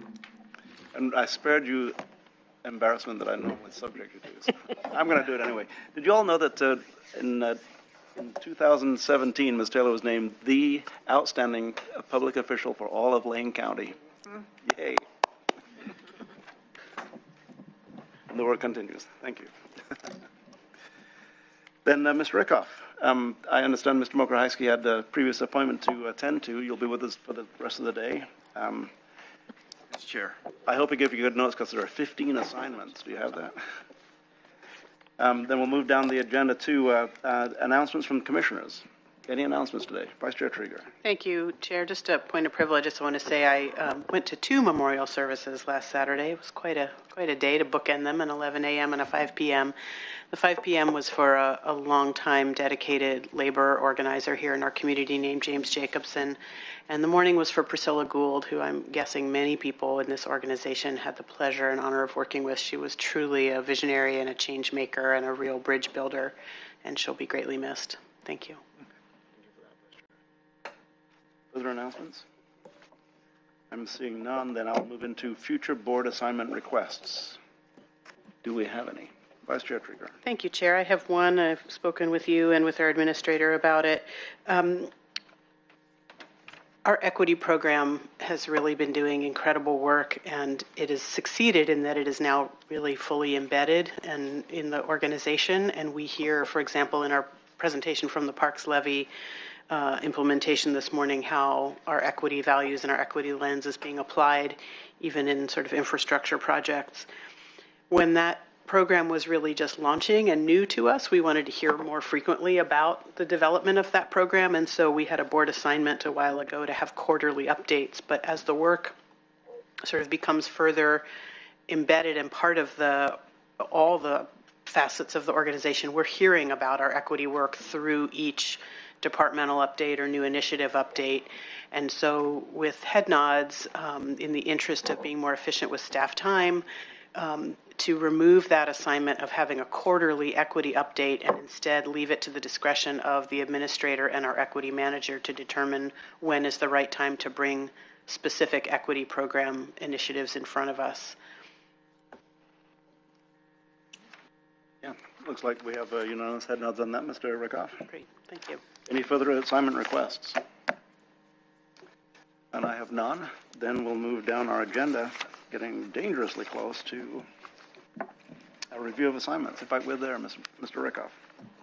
Chair Farr, thank you. I will try to get through these 15 very quickly. So with that, removing an assignment and leaving the equity reports to the discretion of the administrator and the equity manager will now be the position we will follow.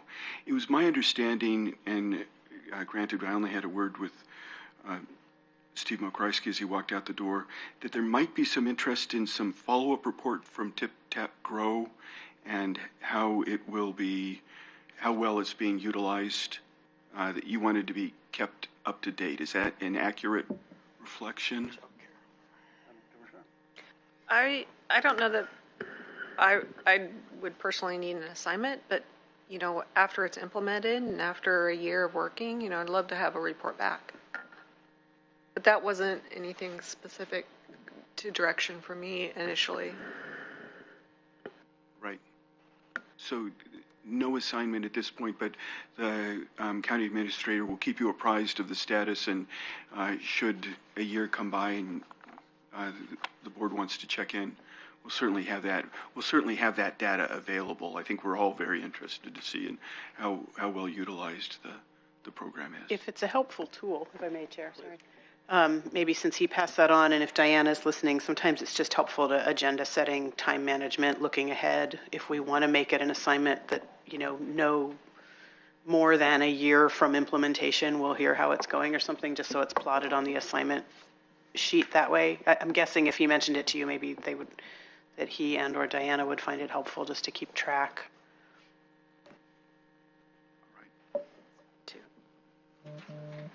We have clarity on that, and Chair Farr, I think that's all I have. Well, then we have no cause for executive session this afternoon. Do we have any other business to attend to? I'm seeing none. We will be reconvening at 10:30 tomorrow morning, and I've already mentioned this to Vice Chair Trieger, but I have a standing predetermined 8 o'clock to 10 o'clock meeting in Springfield. That there's a possibility I'll be a moment or two late. Vice Chair Trieger is apprised and equipped to gavel in should the need occur. And with that, with no further business for today's agenda, We're adjourned.